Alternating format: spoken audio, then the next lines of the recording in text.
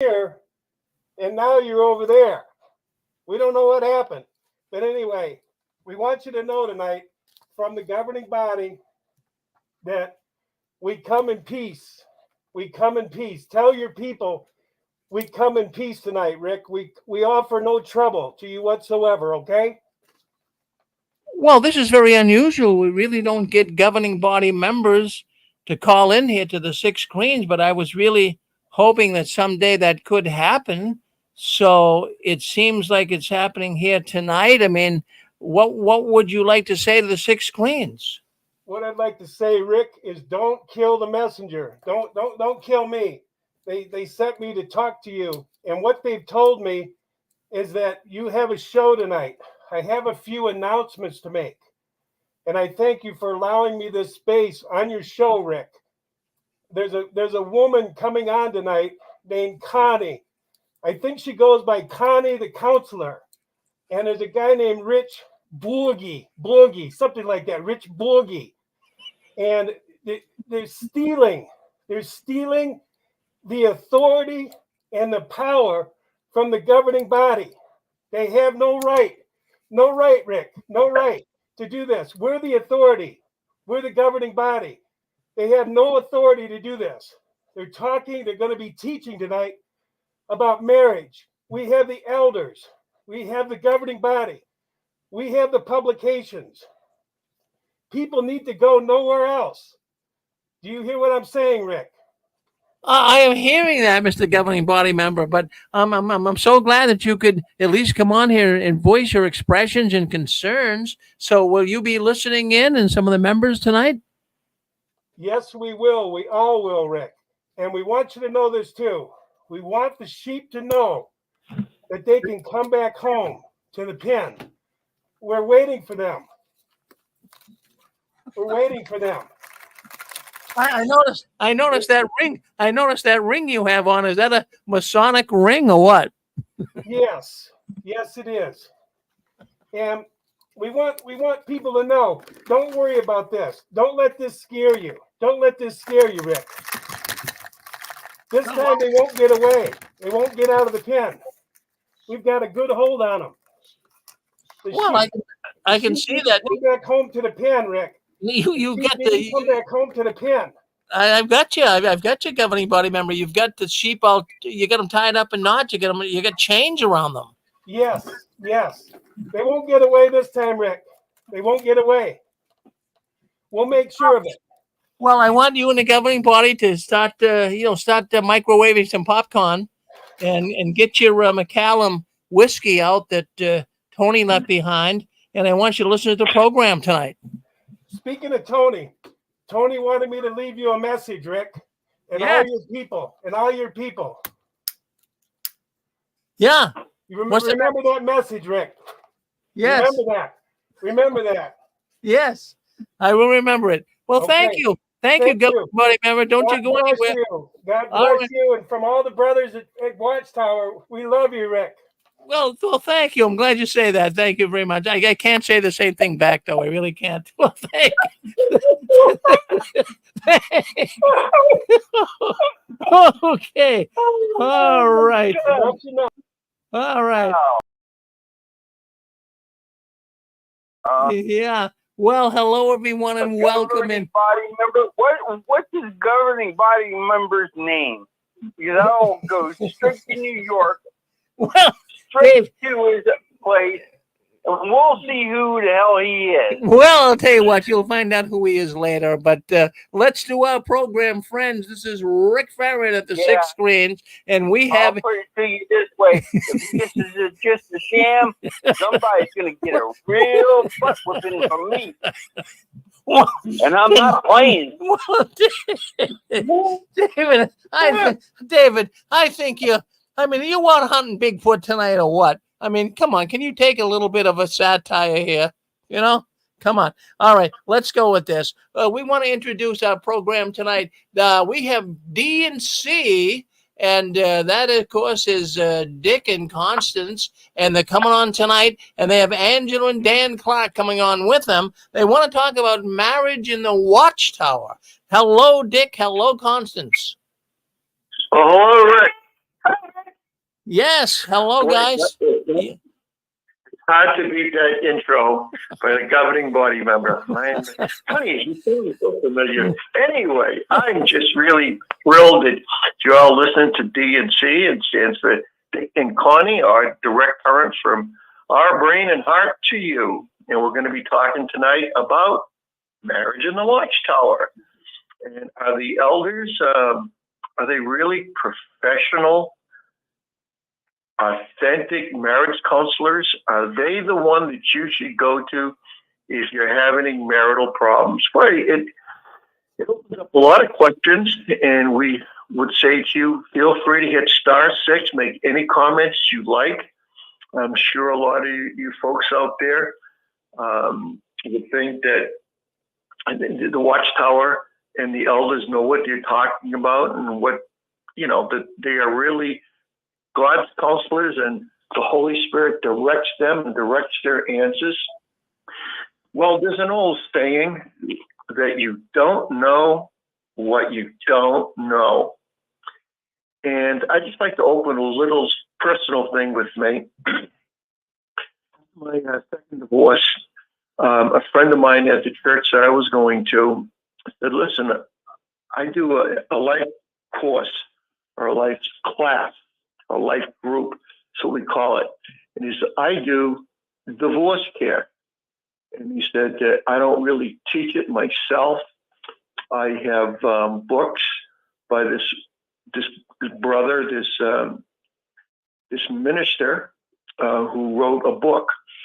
He had gone around into all the religious people that had a degree in psychology, a PhD, and also had graduated from the seminary, and had also written books about marriage counseling, how marriage should work in the Christian congregation.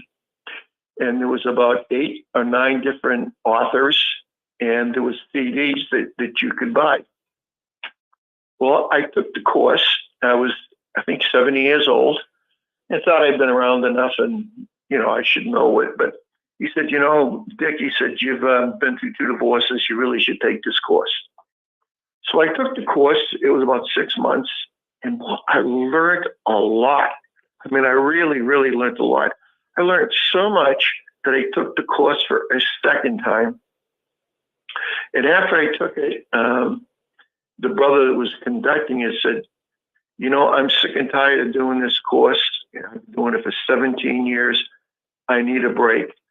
He said, I talked to the pastor, and you have to go through a board and, talk about your qualifications and so forth. And we can make you the life group leader. Like, I don't know, me teaching this course, I don't know. No, you can do it. You can do it. So the course was going to start up again. It was like every 6 months or so.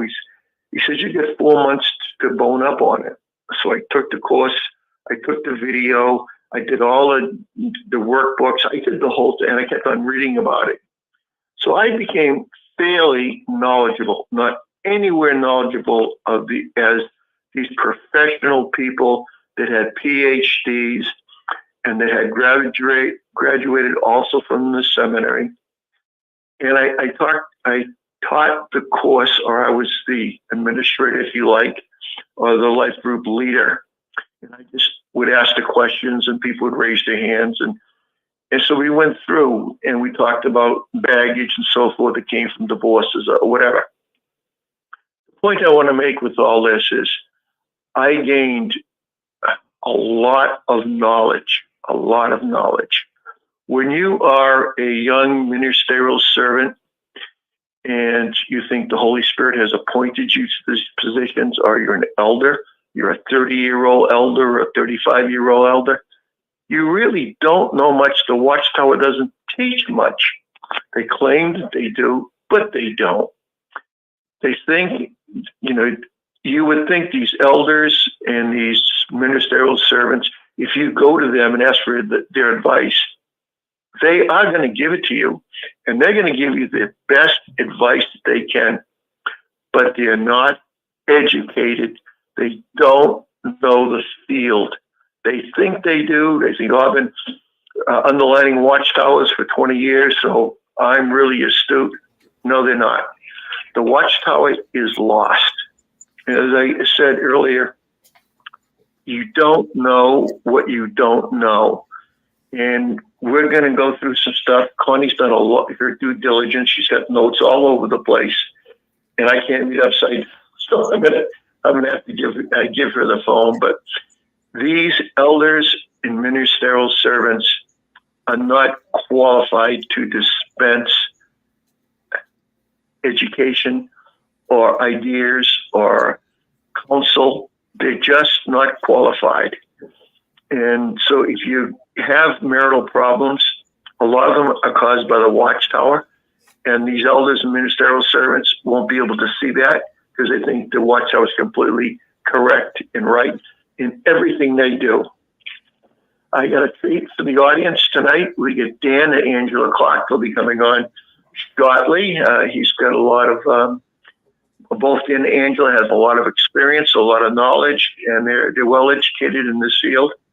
And they'll be coming on very shortly. But for their next minute or two, I'm going to give you to my lovely wife, and here's Connie. Well, hi, everybody. Welcome to the show, and thank you for tuning in. The topic of our show this evening is something that I think many people can relate to. And the topic is, did your marriage survive after visiting the elders? Now, we know in the organization, before I get into that, I'd like to say what I'm really excited about tonight with tonight's show is Rich wants to bring out, a true testimony about himself and his first marriage with regards to talking to the elders. And then Dan has a gentleman that's currently he's associated with right now who is a witness. And he has a true testimony he'd like to share through Dan. And then there's the other example of Michael Moore, who some of you might know if you've been listening to the show for some time. And Michael had come on 6 Screens and explained the situation. And these are all true examples, and just only a few that people have gone through in terms of their marriage issues. And then, of course, I have a few that I can share with personal friends that I knew in the congregation. So it's going to be an exciting show. We're really looking forward to people chiming in, but, please give us an opportunity to at least get our feet off the ground so we can share the information with you. I guess, let's see. One thing I'd like to say, just keep this in mind. A lot of people, when they are witnesses, whether you have 2 couples that are baptized witnesses or one's a JW and the other isn't, they're unevenly yoked. I think a lot of people are trying to do the very, very best that they can. In this organization, as you know, there are more sisters than there are brothers. I mean, that's a given fact. Anyway, and the thing is, in the organization, the culture is for a lot of people to start dating young, have a short courtship where they really don't even know each other very well, let alone themselves and what their own personal goals are. And then yet they're getting married very quickly. And a lot of times, sometimes it works. Okay. Sometimes it does. But I mean, in my congregation, we had the youngest sister was 17. I couldn't believe it. She was getting married at 17. She got married to a ministerial servant who was 24. They've still been married all these years. I wouldn't say they probably have the best marriage by any means, but chronologically, they've been married since 1972. And anyway, what I was going to say is a lot of times people can put on a mask. They can appear to be one way. And if you don't really have the experience in life, let alone, really get to know who you are as a person and what you want out of life, and getting to really know the other person very well, there can be a lot of deception. In fact, I was just watching, you might want to jot this down because it was a great interview. It just popped on it was just created about nine hours ago. Yeah. And the guy's name is XJW Diaries. And he was interviewing a young lady, had been a witness the majority of her life, a lovely young lady by the name of Ivy. And anyway, she had a horrific marriage. She thought she knew this person very well, who was a JW, but apparently the person had just put on a pretense. So, as you know, when you get married in the organization, you're married for life. And the only way out is adultery. She said it herself. She says, it's either adultery or I'm going to kill the guy. That's how bad it was. And she says, I'm not one that's going to be going to prison. And she says, I have a daughter that we created, and I don't want my daughter to see, that her mother murdered her father. But it was a pretty horrific marriage. And it's called the JW Marriage Purgatory. And she's very well spoken. So it's on, like I say, YouTube, and it's called by the guy XJW Diaries. And the topic is JW Marriage Purgatory. Anyway, it's about almost an hour and a half, 2 hours. But it gives you an insight into what went on into her marriage. Now, hers is not the exception. I had a sister, very close friend of mine, and her name was Lucille. Some of you have heard me say that, her name. We grew up together in the same city, and she had been a witness for many years. Anyway, she met this brother through, a marriage that she was part of the marriage, a sister's wedding ceremony. And she got married to this brother named Mario. They didn't really know each other very well, and they were young. And what ended up happening, they were married for 10 years, and they had 3 kids. Now, I was very close to Lucille. Okay, so this is not hearsay. What I'm telling you is the absolute truth. Lucille was about, she's still alive, but we've lost contact. And she was 5'2", a Latin sister, and her husband was about 6'2". He was a big guy. And they were both baptized witnesses. And she was, the first night that they got married, the second night he started to physically abuse her, assaulting her. And she was always trying to set a good example for the congregation. She didn't want to stumble anyone. She went and talked to the elders several times. The elders really just said, well, Lucille, this is what they said. Are you provoking Mario in any way? She says, no, brother so-and-so, I'm not. He just has a real violent temper. Then the other question they would ask her, are you sure you're giving him his dues? Yes, I am. Anyway, Mario, unfortunately, grew up in a JW family where there was domestic abuse, domestic violence. And I'm not saying this happens with all witnesses. I'm just telling you the experience of something that a very close sister to mine, and I do know that this happened more frequently than many of us would like to think so. Anyway, so there was this one time she told me, after she was divorced from him, she got a restraining order to save her own life. But what ended up happening is one time, I'm sure it was many times, but she said this one time he hit her so hard, he almost broke her nose, and she was in the bathroom and blood was all over the floor. And he said, now you wipe that up. Okay, the guy was a real animal. And the other thing he would do, it was all about manipulation and control. And the other thing, he'd put her out in the backyard in the middle of the night or near, evening time when it's time to go to bed. And he'd lock the door and leave her out there like she was an animal. So anyway, I think the brothers were really afraid of Mario. Anyway, it was a horrific marriage. It was not a Christian marriage by any means. And the thing is that unfortunately, a lot of women in this organization are very powerless, and they're not treated with a lot of respect, which we've discussed many times, which is certainly unchristian. But sometimes people can put on a facade or a mask to appear to be someone that they're really not. And then you get married and you think, oh my God, who in the heck did I marry? So anyway, that's an example I wanted to talk to you about. Anyway, there are some marriages that end up, really good. And there are some that there's serious issues. And then they go to the elders. And one thing I'd like to share in reference to Ivy on that YouTube, XJW YouTube, she said, I've been out of the organization many years myself. So she's only been out a few years. And she just said that, you know, when you are a sister in the organization and there are marital problems, that you cannot just go to the elders and talk to them individually. You have to pretty much have your husband there, which I thought was interesting. Well, anyway, let me get back to Lucille, because there was one really important issue I want you to hear, and I just thought of it. So Mario ended up committing adultery, and he was disfellowshipped. And then he was sometime down the road reinstated, okay? Now, we were all in the same congregation, and then our congregation grew and it split. And so when it split, I lost connection with Lucille, okay? We were high school buddies. We really were. So before she got married. So anyway, down the road, you know, the marriage is going down the drain. And what she did, I'm not saying it's right, but I'm just explaining the facts, is that she committed adultery. Okay, and because of the guilt trip from the elders, I'm going to ask my husband to turn the fan down. It's pretty, yeah, can you turn it down, honey?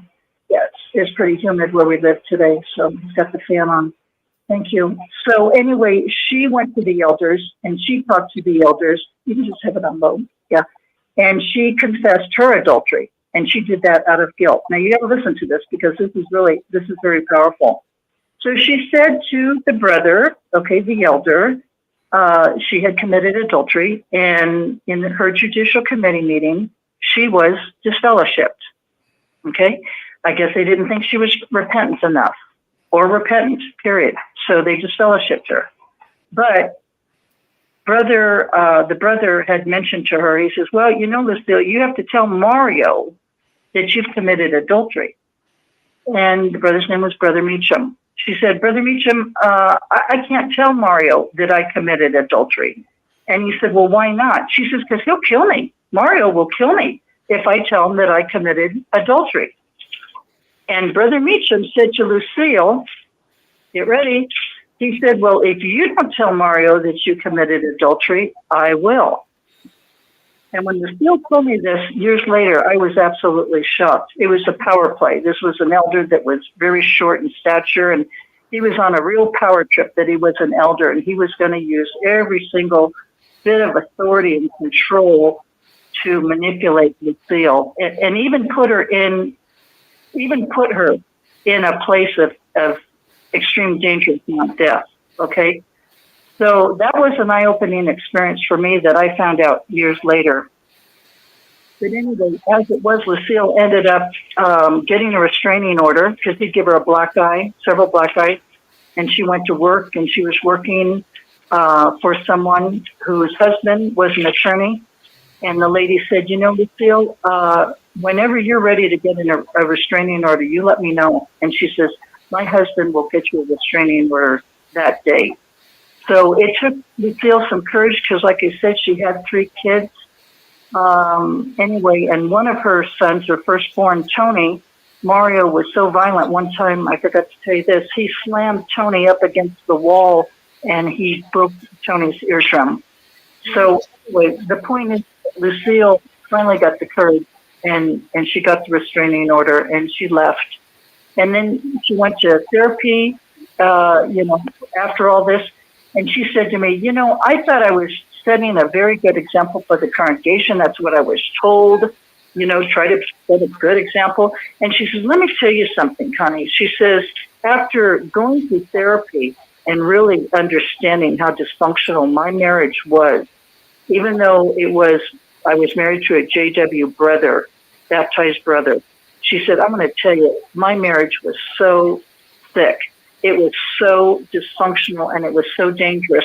And I didn't realize that until I went into counseling. So anyway, that's something I'd like to share because I know that there are several sisters that go through this. Now, let's be fair. The majority of the time, the men are the ones who are the abusers. But there are women that are abusers as well. Okay, there's no doubt about that. And I'd like to just say this, and I know Dan and Angela are listening too, but I'd like to just say this because this is important. There is an organization that's called domesticviolence.org, domesticviolence.org. And a lot of times people think domestic violence is just assault, striking, kicking, bruising, tripping, throwing somebody down the steps, anything like that. Well, that is domestic violence, but it encompasses a lot more than just that. And what I'd like to share with you is pretty important because Watchtower does not teach any of this. In fact, they allow this to take place and they don't do anything to protect the women.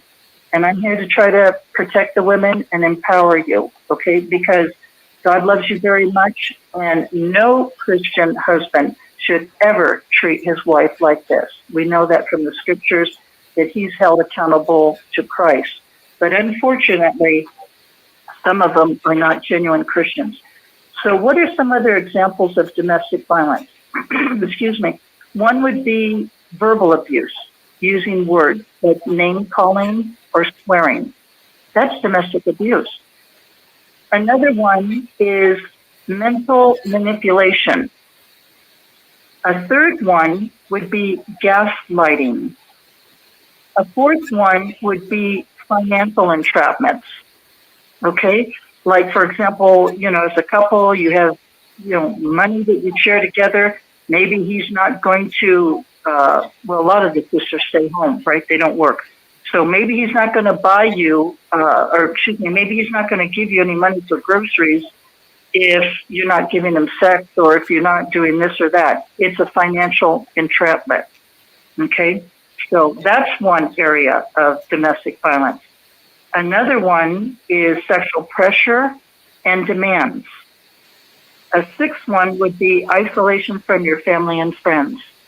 So I'd like to just share that with everybody. And like I say, you can go on the website. It's called domesticviolence.org. And you can learn about this. You can actually even talk to a domestic violence counselor. And, one-on-one. It's very private. They don't need to know where you are. The first thing they will ask you, though, is if you're in a safe place. And they also, I have to interject this. This is very important. If you happen to be in a relationship, you don't have to be married for domestic violence, right? You don't. It can be a boyfriend, girlfriend, people living together, whatever, okay? I know witnesses don't live together. I'm just trying to cover the whole spectrum. So what I'm saying is that, let's see, I just sort of lost my train of thought. Oh, yeah, they will always teach you to be very prepared because you can have like when you're in that kind of environment, it can go from 1 to 10 like in a very, very short time. Okay, very, very short time. In other words, you can start like maybe a little bit of a disagreement on something, and then it goes absolutely ballistic, especially if you get some drugs or alcohol going on. Okay, most JWs don't do drugs, but there is a lot of alcoholism among JWs. Okay, so what happens is that they will teach you to always have your phone ready, always have money in your purse, okay, and always have your keys. Always have them right there instantly with you so that if you get in a situation where it's very dangerous, you grab the kids, if you have kids, you grab your keys, your purse, and your money, and you get in the car and you get the heck out of there to protect yourself, okay? Because violence can just go from 0 to 10 in a very, very short time. So, okay, my husband's sending me a little note here. If anyone wants to *6, and then we'll continue on a little longer, a little bit more. Anyone would like to make a comment? Can you hear me, Connie? Am I on? Yeah. Okay, it's Angela. And, I'm just thinking that sometimes these little things happen where you get thrust outside the front door, the back door, whatever, and you couldn't grab your purse. I personally think it's smart to put money and an extra set of keys somewhere outside if you're in that situation where your marriage is volatile. And you even have phone numbers, things like that, because you could even end up without your phone. And you just got a little bit of a backup plan. So anyway, I just want to throw that out because one time I was in a situation where a guy and I were in a fight, and I literally ended up outside without my shoes on, my coat. It was middle of winter. I was in an apartment building, and I had to go to the neighbors and ask for help. It was really embarrassing. No shoes on. Anyway, it can be bad, Yeah. That's good. You know, it's very important to be able to try to protect yourself. That's for sure. And then when the time comes, if you ever do need to speak to a domestic violence counselor, they're extremely private. They won't even tell you how to find them. They're so private. The reason why they will eventually, but they're going to talk to you and ask you lots of questions. And the thing is that they want to be sure that you are safe, and they want to be sure that your abuser is not following you to go see them. So it's really very well done, and it has helped a lot of women. It sure has. You know, I went one time when I first got out of my abusive marriage with my first husband. I went to some place where they were going to give me some supplies. And it was a time when school was starting, and I went there, and they were having in the other room a domestic violence class. So I thought, you know, I got nothing better to do tonight, so I'm going to go and sit in on this and just, you know, hear what's going on. I had nothing better to do. And I was just dumbstruck. And they were explaining, you know, what domestic violence was, and, you know, how you need to prepare yourself to begin the process of getting out and making friends on the outside, gathering money, all these different things. And I'm like, everything that they were saying, I'm like, oh my gosh, I am being abused. I have been abused. I was mortified. Like, no way. And I remember when I first started like saying that just a little tiny bit, that I was abused. And I thought, oh my gosh, you're such a liar. And because that was so not, in my mind, that was not abuse, you know, but yet they stated that it was. And I had to think about that and process that. And bit by bit, you know, I could say to my new friend, Dan, you know, I was abused and this happened. And he goes, oh yeah, that's abuse. All right. And that's really bad. But I just, you know, you're so used to it, you don't think it seemed normal. Like that can't possibly be abuse. But some of the other abuses I want to say, I think you mentioned emotional abuse, but spiritual abuse. I have seen men use spiritual abuse on women so bad, you know, using the Bible against them and calling them all kinds of horrible things based on what the Bible says, and just using the Bible as a battering book to beat you over the head and make you feel like you're a horrible person. Anyway. And that is abuse, Angela. That is abuse. And I thank you, honey, for your comments. There was another sister. I was a single sister when I was in the organization. There was another sister by the name of Kiki who was a regular pioneer, and then, excuse me, then she became a special pioneer. She was a lovely person, and anyway, her first marriage. You know, I don't know why she did this, but she married a brother that had been raised in the organization. His mom was a witness, but he never got baptized. I think she was trying to save him. I think she was trying to be the hero here. Anyway, so when he got out of prison, and it was on rape charges, he was found guilty. Don't ask me why she decided to marry him, but she did. Anyway, and when he was in prison, you know, he was always working out with weights and so forth. I remember that.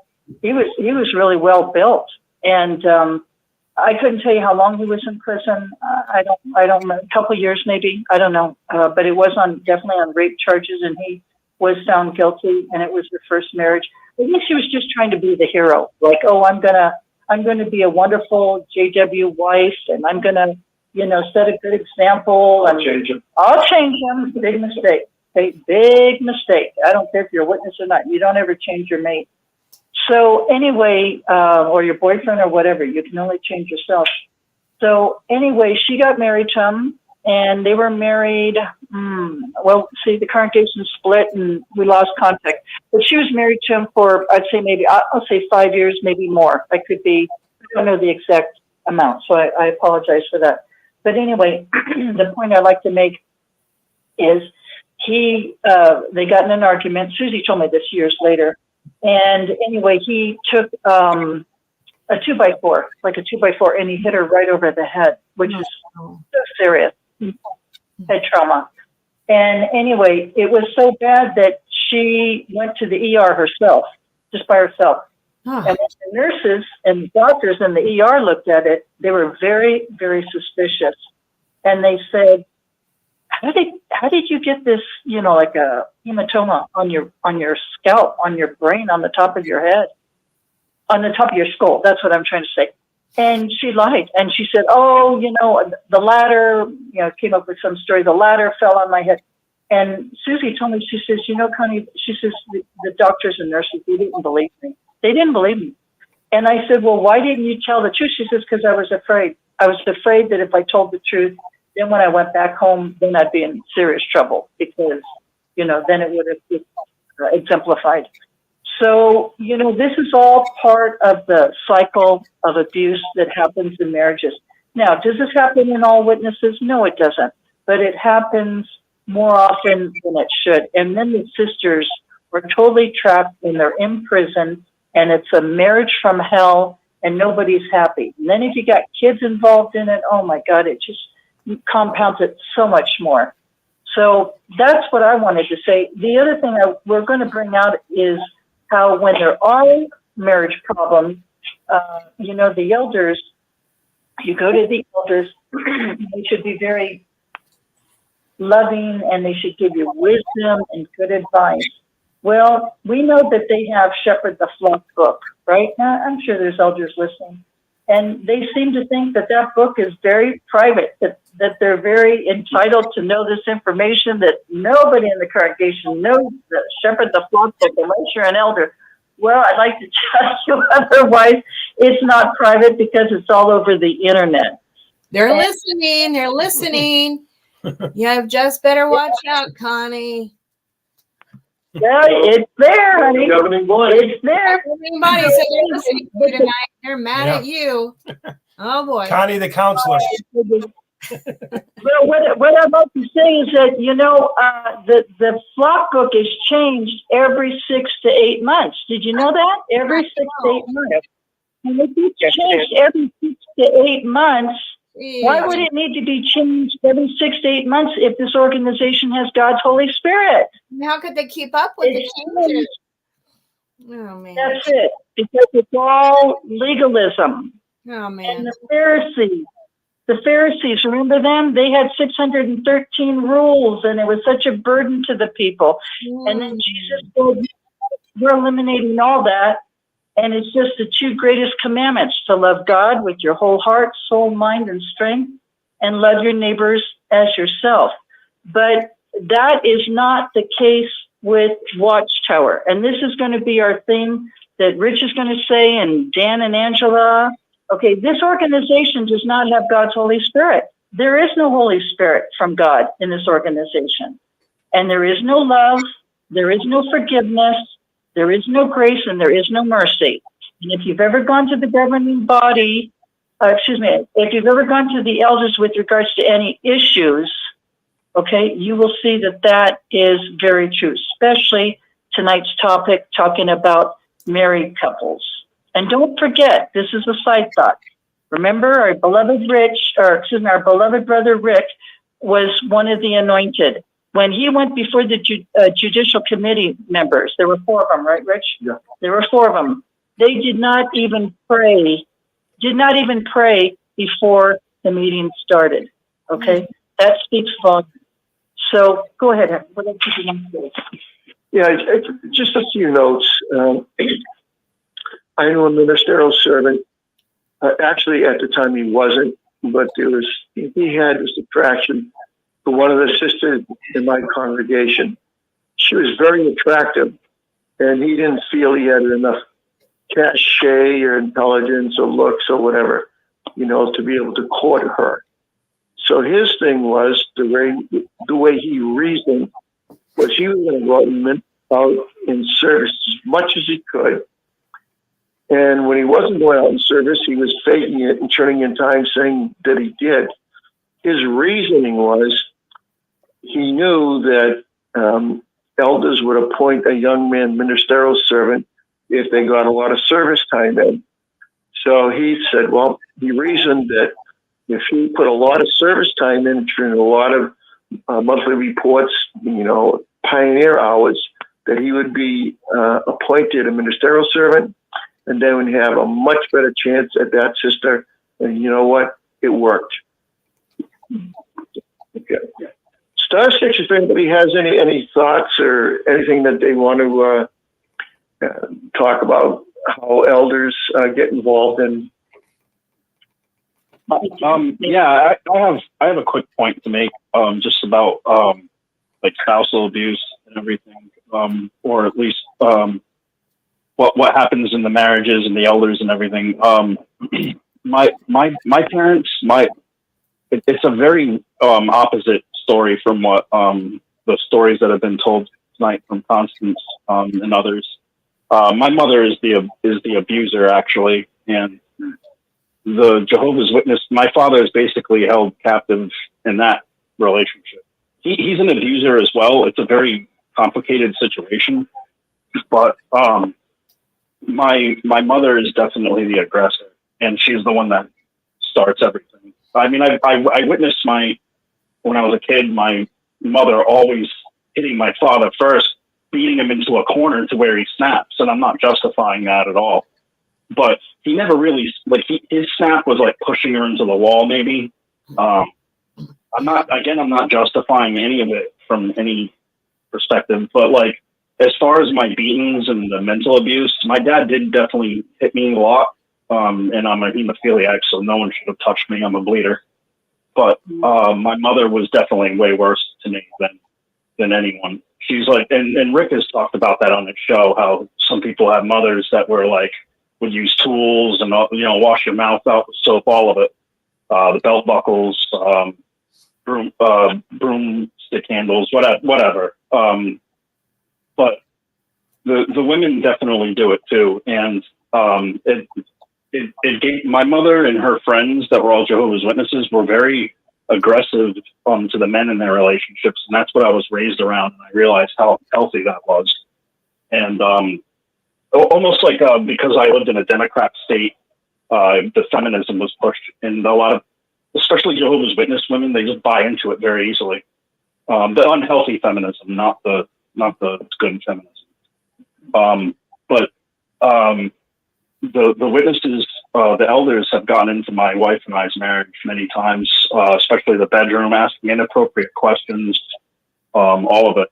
And it's definitely caused strains and problems in our marriage. Even just like the elders calling us up and saying, "Hey, we heard you went out and had a few drinks with people." And the people that had the drinks were the ones that were drunk and we weren't. And they're the ones that like had a bad conscience and ratted us out to the elders. Like, we didn't overdrink.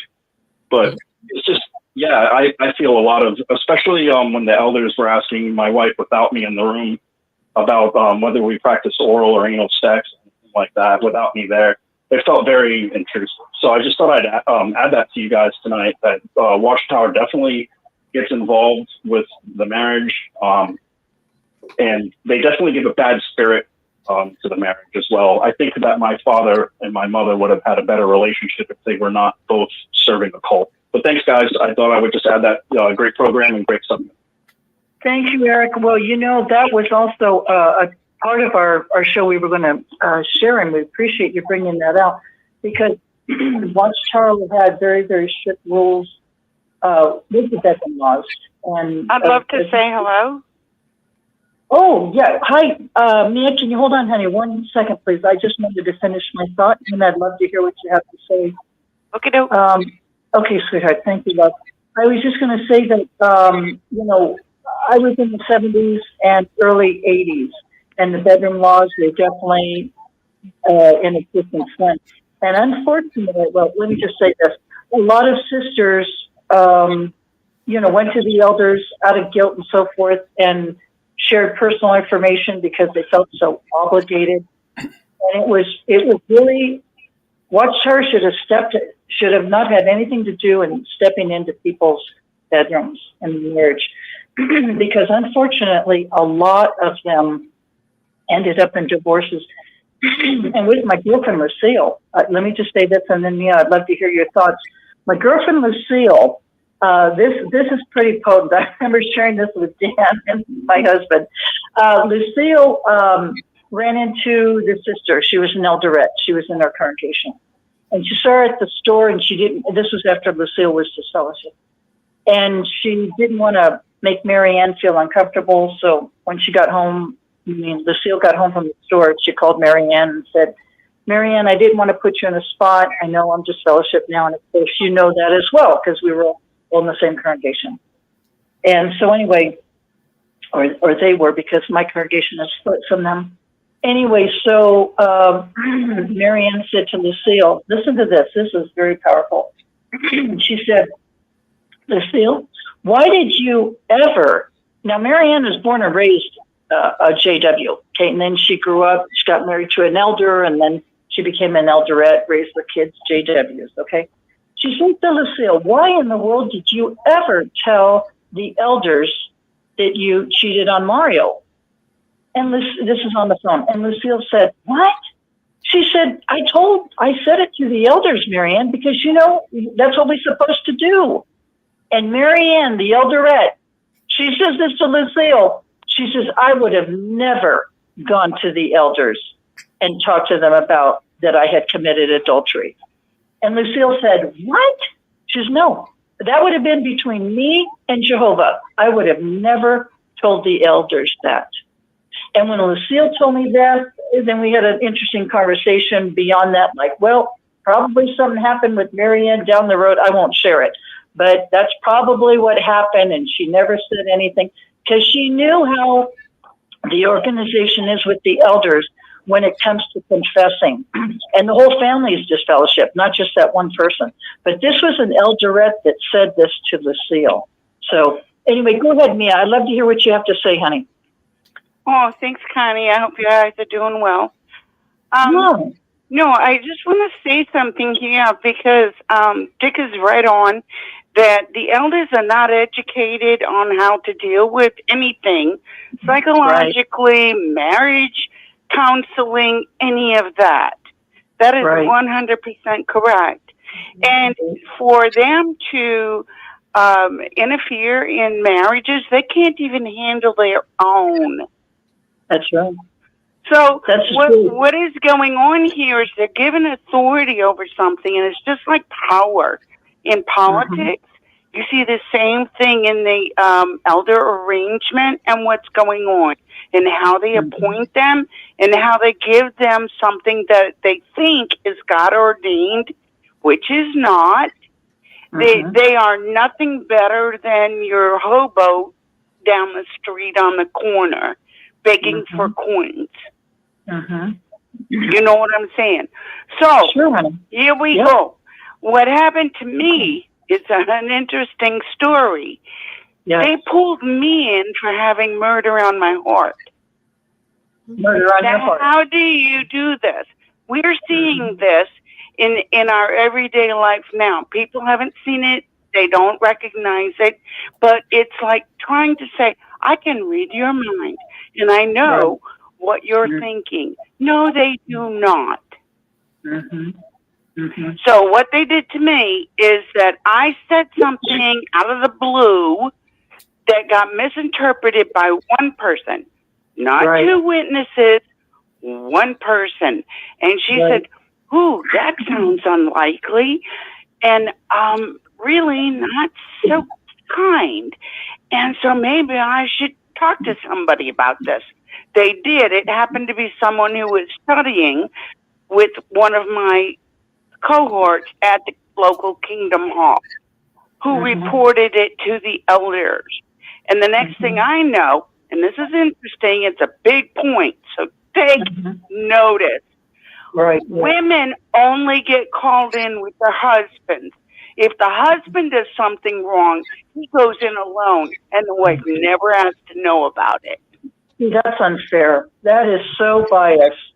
That is so wrong. Yes. So just keep that in the back of your mind for the moment. Okay. So I got called in with my husband, and the comment that I had made was, might it be a good day for a fatal car accident involving my husband? And this was the first time him hearing that. And I can imagine him thinking so small. And how come nobody just came to me and said, Martha, you know, that was a little unkind? But my husband heard it for the first time in front of these people, these men who were trying to build him up into eldership. Mm-hmm. They had already appointed him a ministerial servant. Mm-hmm. So this is what I'm saying is that these are not trained psychologists. They're not trained even scholarship in the Bible and how to look at that. And never mind counsel families. So Exactly. I think that's all I want to say. You haven't. I mean, Rich just given me a little idea what you went through, and it was quite horrific. You don't have to share it with everyone, but it was quite horrific to say the least. And even Rich went through a lot talking to the elders. And then his wife wanted to forgive him for adultery, and she sent him a lovely card. And then the elders got their nose in between Rich and Pam. They weaseled. Oh, they love to break up families. They love to. And I think we had a person in common who turned out to be an elder who may have had some influence on breaking up families. And that person, not to go into a lot of detail about what was going on in that circuit during those years, but this one person, what I found out later is that one person was, and it's racially based, I'm sorry to say it, but it's true, that person was attacking white women who had turned down his offers for a date. Ooh, yikes. So damn stupid. Oh. Yuck. Well, the thing is that each congregation has their body of elders, and each group of elders are different. When they grow up, they don't forget their childhood nemesis. Okay? Yeah. This is what is so terrible about Jehovah's Witnesses. They go through no screening, no nothing. And they can tear up people at will. Right. Like a vicious pit bulls, honey, because Rich went through that. Exactly. Like pit bulls. They go for the jugular and they destroy the families. And they weasel themselves in because they're on this power trip that I'm Mr. Elder. They don't, in Rich's case, none of them had a college degree, but they're on these power trips, and they've totally destroyed his marriage, even though his wife was willing to forgive him. Okay? Exactly. We all make mistakes. Nobody's perfect. And not only that, but I call it out like I do, Mia. Okay? There's a lot of elders that are doing things behind the scenes that the average rank and file don't know, and they're living a dual life. Okay? So that's the problem. What we see is that they are a cult. They are not held to any standard. Right. And that's so, and this is global. It is they're just like given free rein in their little community to exercise whatever false doctrine. We have to add that in, okay? And using false doctrine and misuse of scripture to destroy people. Right. Anyone who comes into their face and they may find as a threat to whatever dogma or I don't know. It's frightening to see the power that men will use. And here's the thing, and I wanted to make sure that we get this across, is that women have no say in this organization. Right. True. That's very, very true. And the thing is, what I learned from Bob Gray, who's a close friend of all of ours and Rick's as well, he was in the organization many years and an elder for many years. He taught me something interesting a few years ago that I've said, and I'll say it again. He says, Connie, he says, most people think that when they go to their body of elders, or an elder, whatever, body of elders, for a judicial committee meeting, there's 3. He said, generally, that room is a nightmare. They lock the door when you get in there. Oh, yikes. Let me finish, honey. Let me finish my thought, please. So he said, I heard Rick snorkel. He knows what I mean. Yeah. Well, what I wanted to say is most people, if you've never been to a judicial committee meeting, how would you know, right? Unless you are an elder or you're an elderette. Okay, how would you know? You wouldn't know if you're regular rank and file. So the point I'm trying to make is that Bob Gray was saying most people, when they go to a judicial committee meeting, think, well, I'm going to talk to the elders about this issue that's going on, okay? Whether it's their marriage or whether it's whatever the issue is, okay, that's going on. And the brother's going to be very loving and kind and understanding and give me wisdom and counsel. No, that's not the case. Because the organization does not have God's Holy Spirit, number one. Number two, this is a corporation in the disguise of a religion. It's a cult. Okay, and number three, company. they made their decision before you've walked in the door. So they're judge, jury, and executioner. So what's my point for anybody who's listening? Nobody is perfect. I am not condoning sin, okay? I'm not saying just go out and sin and do whatever. I'm not saying that. But we're all imperfect and we make mistakes. If you've done something wrong, even if it's a serious sin, don't go to the elders. Do not. Do not. All you need to do is... I agree. And I'll close on one other thing, hon, and then I'm going to get off and give you an opportunity for Dan and Angela to speak. But I just want to say that the elders are... the way that the Jehovah's Witness organization is set up is that people rely on them for everyday decisions. If they want to buy a house, if they want to buy a car, if they want to change anything in their life, they think that the elders are have Holy Spirit and that it's going to be Jehovah's direction that is going to lead them in the right path. And that is a cult. And anything that tells you, I know best for you, when you can't make your own adult decisions, you got to go back to school, kid. I'm sorry. Yeah. Plus, the Bible says that put your trust not in mortals, nor in the sons of earthly men, in whom no salvation belongs. Why do we do this? Why? I don't get it. We do it. Exactly, Angela. And I hope this point gets made like over and over again tonight, because that is the biggest thing I want people to take away from this conversation. I love you guys, and I'll talk to you later, okay? I just wanted to say one thing, and then I will be quiet and give Dan and Angela and Rich something to say, but because they have a lot of great information they want to share on testimonies, which will really blow your socks away. Okay, but the point I want to make is pretty important here. The Australian Royal Commission was, what was that, back in 2014, somewhere around that time? The Australian Royal Commission. 2015. Okay, and there was. You can go online. You don't have to believe me. You can do your own research. But the question Stewart, the attorney, had asked Jeffrey Jackson, the governing body member, Jeffrey Jackson. He said, "Do you believe that the Jehovah's Witnesses are the only organization that's inspired by Jehovah God on this earth? That you are basically the true religion, and you are the only spokesperson. This organization of Jehovah's Witnesses is the only spokesperson." Well, that would be presumptuous.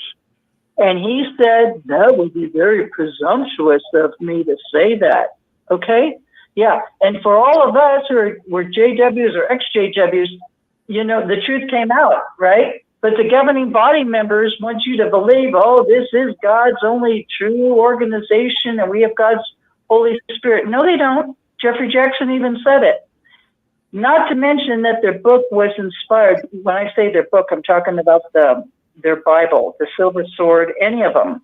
It was inspired by a spirit medium, Johannes Grieber. Okay, so there's your occult connection, that it does not have God's Holy Spirit, that it has a demonic spirit behind it.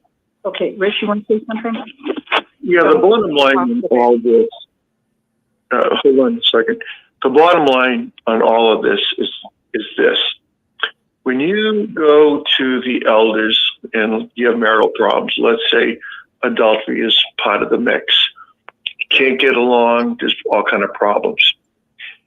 The elders are looking at that point not to help you because they really can't. They are uneducated men. They don't have PhDs in marriage counseling. They've never been to college, most of them. Never had any courses in psychology or sociology.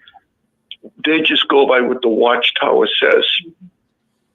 Their number one goal is they'll give you some advice, but if you're back in hot water with your spouse and you're back and you're bothering them time and time again, they don't like it.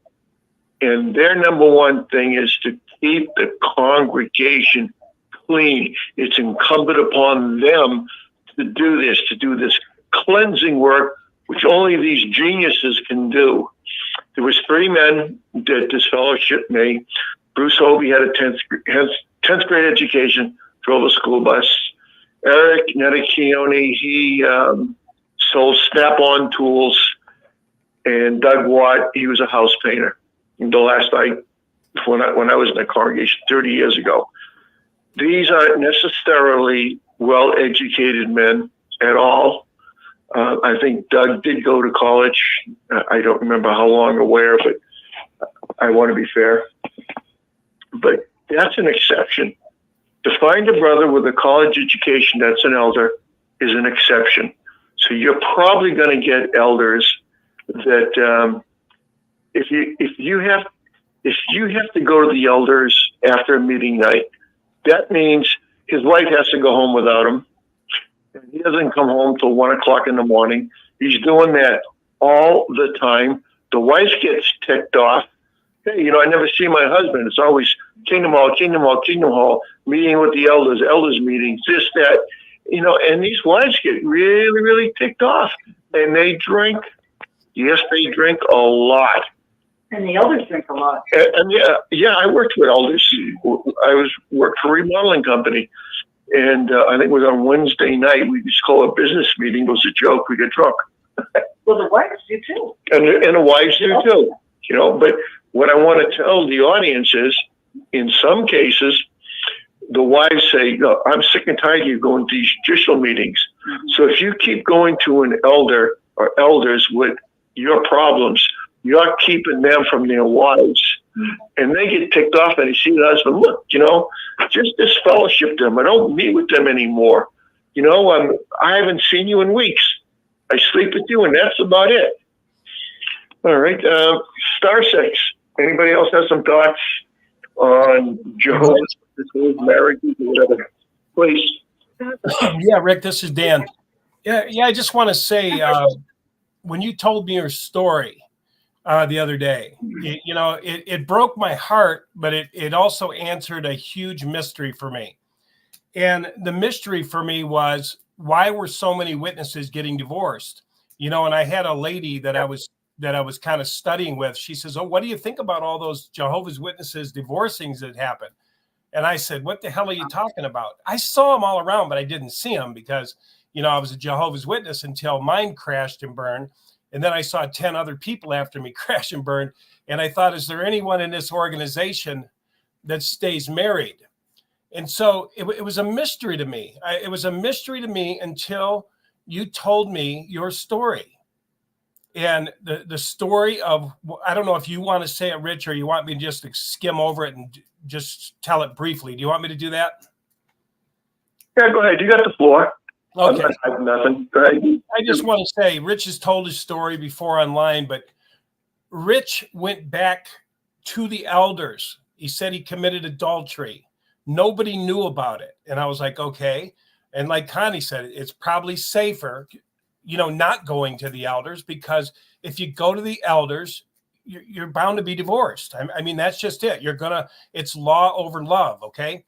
Now, Rich went back with a heart wide open. And my heart was open when I was listening to this story. This is what solved the mystery for me. But Rick went back with a heart wide open and said, I don't want to bring any reproach around the congregation. You know how you heard those stories in the Bible. If one person is doing bad, the whole congregation has to pay. Well, Rick says, I'm going anyway. Rich says, I'm going back anyway because it's the right thing to do. So he tells his wife, you know, hey, I committed adultery. His wife forgave him because she came out of heart. That's what a marriage is built on, is heart. So Rich says, well, I've got to go in and tell the elders because I don't want anything to happen to brothers or any, you know, influence to happen on the congregation. And when he did, I don't know exactly all the details here, but what I'll say was his wife, you know, the elders somehow got the wife involved, and the wife changed her position from one of forgiveness to kicking Rich out.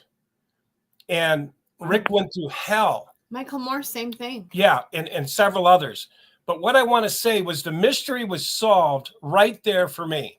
The mystery was solved that marriages are not held together by governing body textbooks.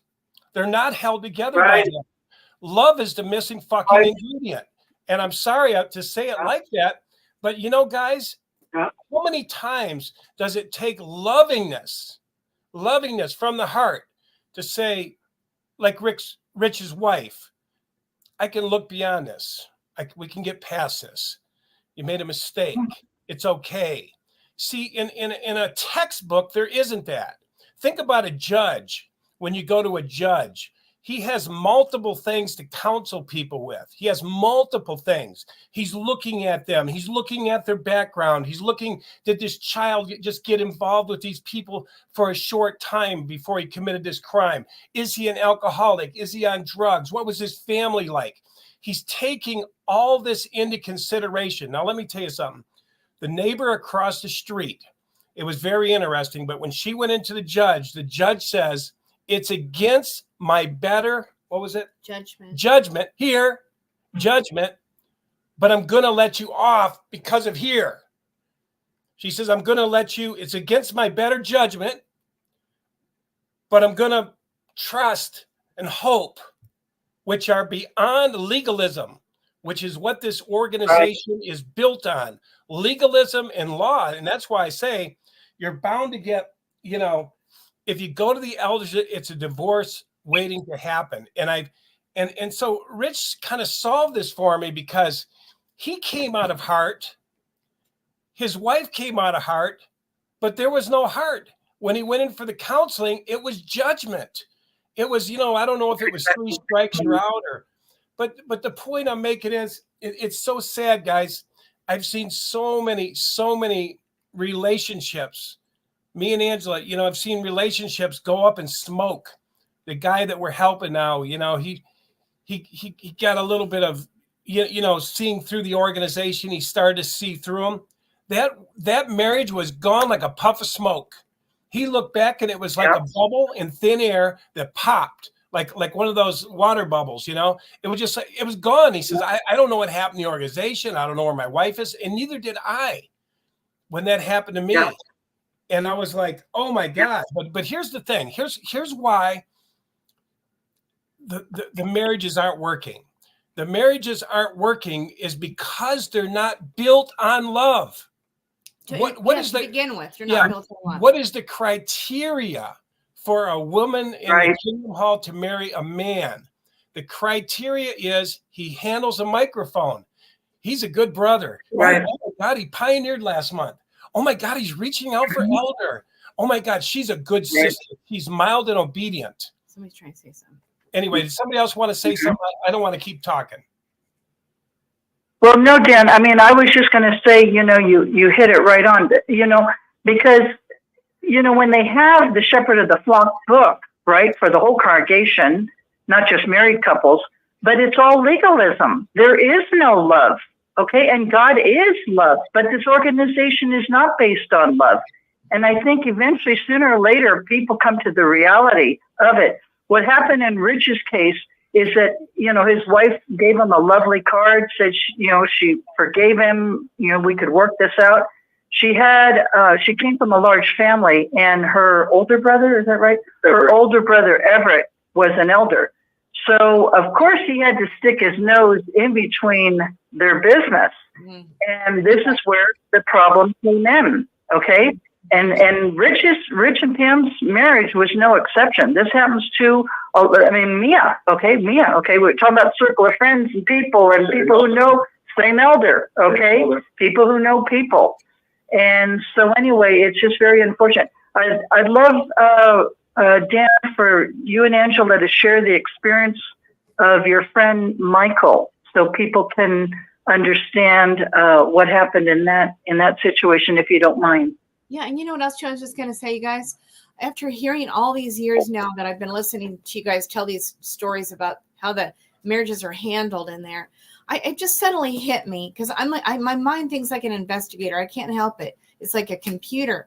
And it hit me that, I think that there's something a little bit more going on than what meets the eye. And what it is that they look at these situations where something's gone wrong as a way that they can split the family up, divide the man, divide the woman, which makes the woman somebody that they can go after, because she suddenly is like prey.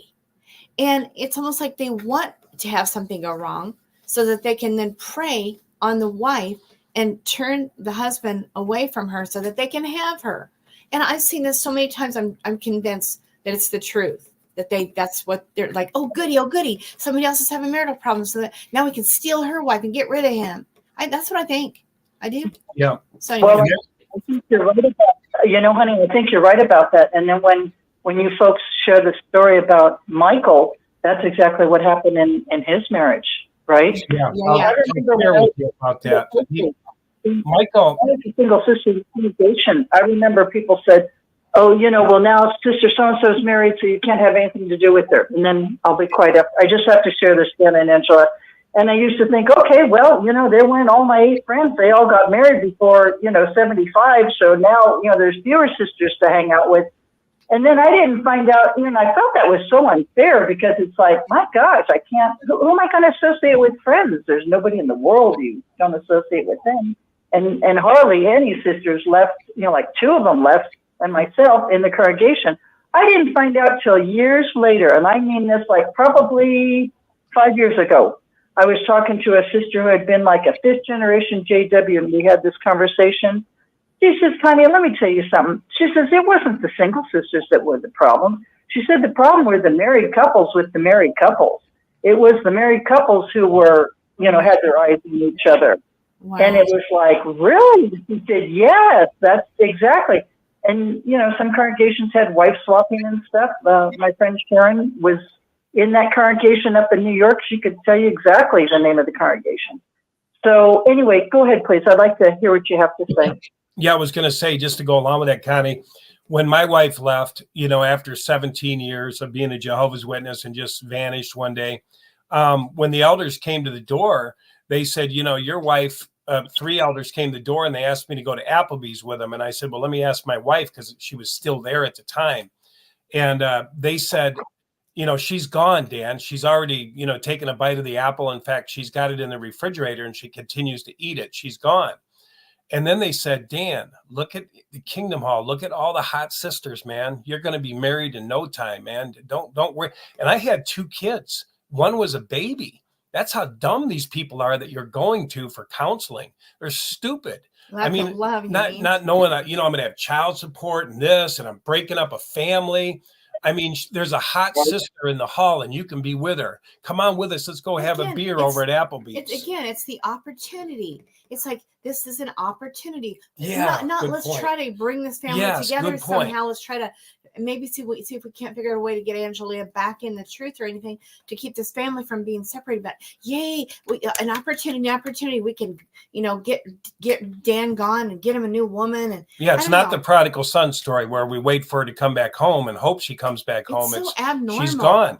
So I wanted to talk about Michael Moore. Was a guy we met on the 6 screens. And basically he came on the 6 screens to, share his story.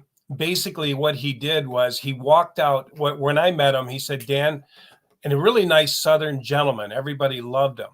And he came out of the elders meeting and he said, Dan, I can't go back in that elders meeting. And I said, why, Michael? And he said, because they're harassing a sister. They've had her in there for hours. And he told the sister, he said, or he told the brothers, he said, let's take a break here. And he went outside and he says, hey, we need to stop this. What's this all about? What are we doing with his sister? Why are we asking her all these sexual questions? Into the middle of the night. And they just questioned, and they just looked at him like, boy, you ain't part of the club anymore, you know, kind of like that. And he says, I don't know about this whole thing. And he ended up finding a bunch of pedophile files and different things. Well, it wasn't long. It was really fast that they went after him. They, you know how the elders, once they catch sight of you, and I want to tell you this other story about this man who just wrote me that's 80 years old. Let me just say it right here.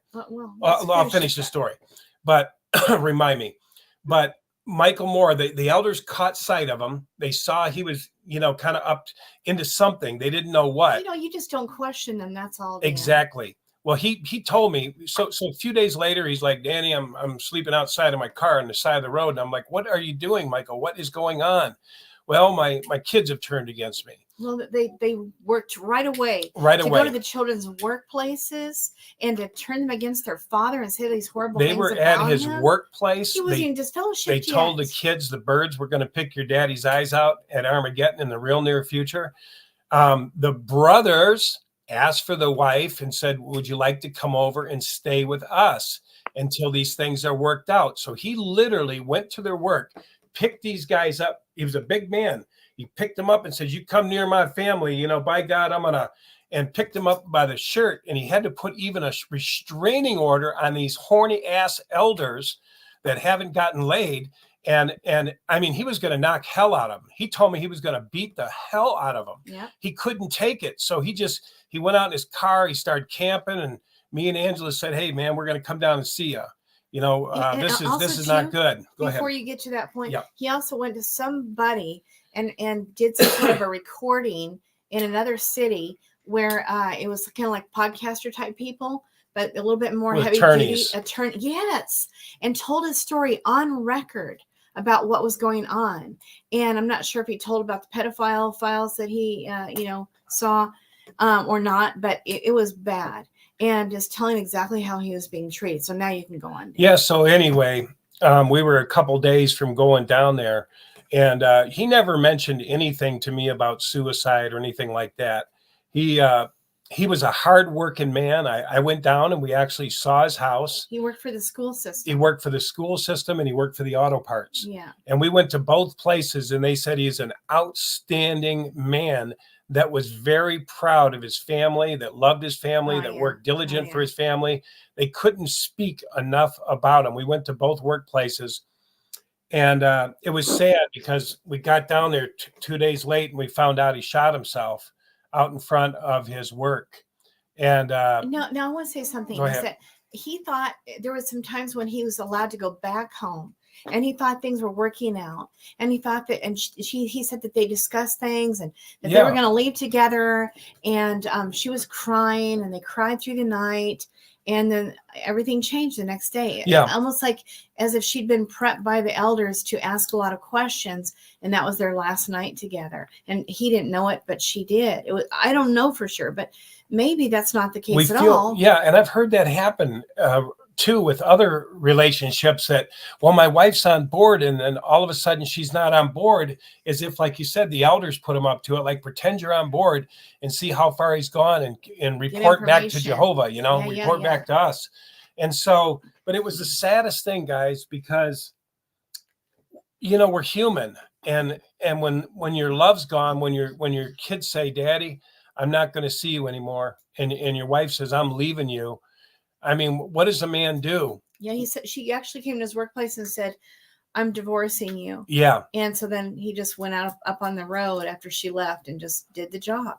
Yeah. Supposedly.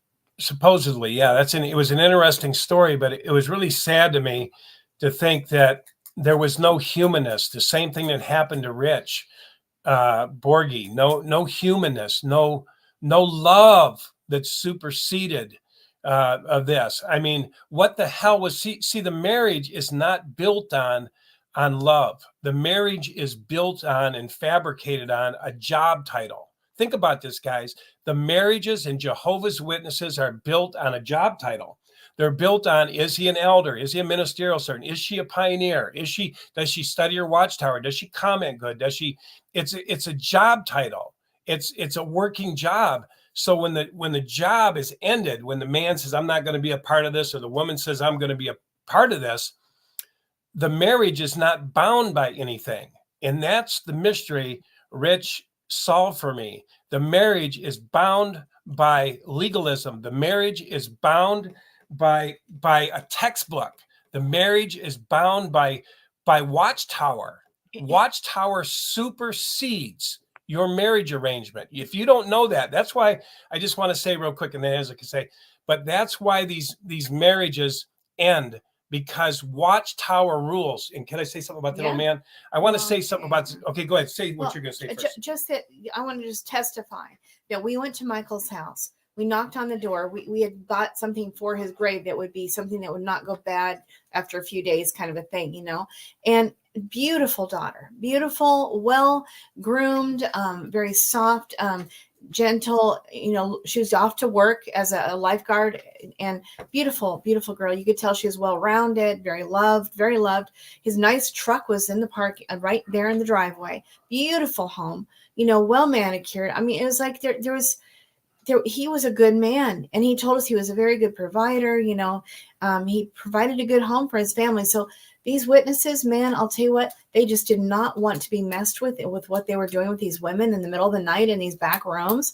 And he was in the way. And then he knew about the pedophile files, and they were hiding all that too. And so they were part of the whole thing. And so he had to go. And I don't know what was all said or why they decided to be so harsh on him, but he did nothing wrong except for say, I don't like the way we're dealing with these women in the middle of the night. Coming from the heart. And we're making them say these things over and over and over, every which way, backwards and forwards, inside out, and harassing them. And I don't like it. And so that's it. They wanted like him Martha dead. said, They wanted him dead. The women go in there by themselves, you know. Yes. But I was gonna say this just to throw this in there too. Man. I had an old man call me the other day, probably 80 some. Would you say, Yeah, Angela? he said he was 80. He's from the UK, and he still had his suit and tie on, guys. And he called me and he says, Dan, I listened to one of your videos, and he says, I didn't believe you. I didn't believe what you were saying. No, it wasn't that he didn't believe you. He didn't believe. He used to not believe what you were saying. Yeah. He used to not believe. Yeah, I didn't used to believe what you said. It was too much that you couldn't ask the elders a question. You couldn't do this. And you could tell he served his whole life in that organization. And he said, boy, did I find out the hard way. And he says, I'm glad I'm out. But you could see that they punched him. They sucker punched an old man because of legalism. They sucker punched him. Not literally, but you know what I mean. Spiritually sucker punched him. And he goes, boy, did I find out the hard way. Like we all do. Hindsight. He got kicked in the ass. But he said he's glad he's out. And he had the most beautiful attitude. He said, Father, forgive them, for they don't know what they do. Yeah. A beautiful man. Yes. At 80, he gave a lot of years of his life. Finally figured it out the last few. So I'm glad for him that he did. The ingredients for marriage is not in their handbooks, guys. It's not in a handbook. Love will always have to be an ingredient that's injected into the marriage. You have to remember sometimes that woman you married in the beginning, that one that loved you, that one that smiled at you, that one that believed in you when nobody else believed in you. Love is not of this world. Love is the fruit of the Holy Spirit that comes in spiritually. And sadly, the organization, I don't see it in there. I don't see it at all. And not just that, but as you guys know from previous stories that Dan's told you, that when he got married the second time, and when he went into the witness organization to find a wife, and they just said, his uncle said, everybody was like, just find one, Dan. They all have the same parts. And that was the thinking. It's coming shortly, and there's no sense, bothering about getting to know her or falling in love or any of that kind of stuff. We don't allow that anyway. You're not allowed to touch each other, hold hands, or anything. Just find one, and that way you can take care of your needs until the paradise comes, which will be any day now. And that's her thinking. So guess what? It's never based on love to begin with anyway. So that's kind of jacked, don't you think? So if you happen to fall in love, well, I'll tell you what, they're not going to allow that, are they? I mean, they really just don't care. No. Let's just swap wives. Let's get you out of there. Let's get you out of here. Ooh, let's take her. Let's get rid of him now. And all this kind of like, it's like a playhouse. Anyway. Well, those are our thoughts, guys. Yeah. Well, thank you, Dan, and thank you, Angela. I'd just like the audience to know something, that when I went to the elders, I never contracted any STD. I had no former girlfriend knocking at my front door. The adulteries that I committed, I got away with.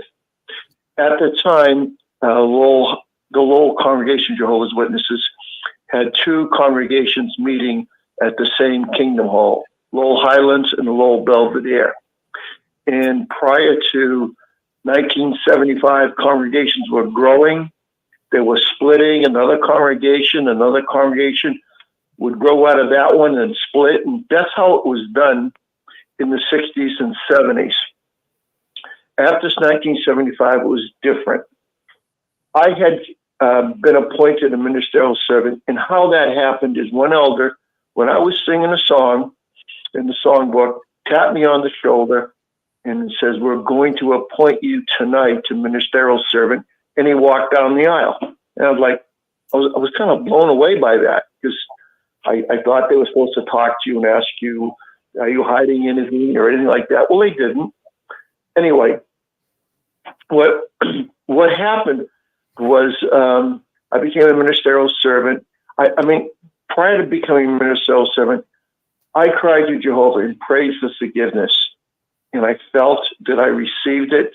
And I felt that when Jehovah's Holy Spirit was in the congregation and Jehovah's Spirit appointed me as ministerial servant, I thought that was Jehovah's way of saying to me, "You've been forgiven because the Holy Spirit has now appointed you." All right, with that said, I ran into a couple of things, and I don't want to, stretch this out all night. But one thing I ran into is when I married my former wife, who was a wonderful woman, and I still care about her. When I married her, she said she was going to be designing her wedding dress for a woman at 150 pounds. She was 5'5". He never got there. And after we got married, and there was a couple of pregnancies involved, she was up to 250 pounds.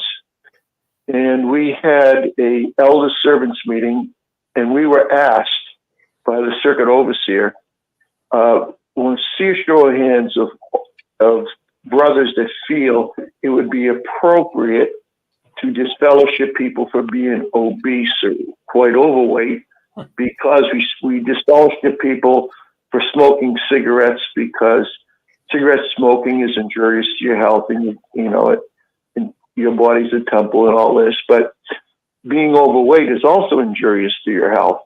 So they wanted a show of hands.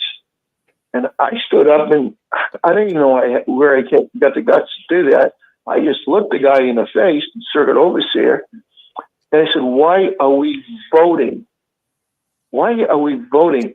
Didn't Jehovah's Holy Spirit going to tell the anointed, and the anointed is going to tell the governing body?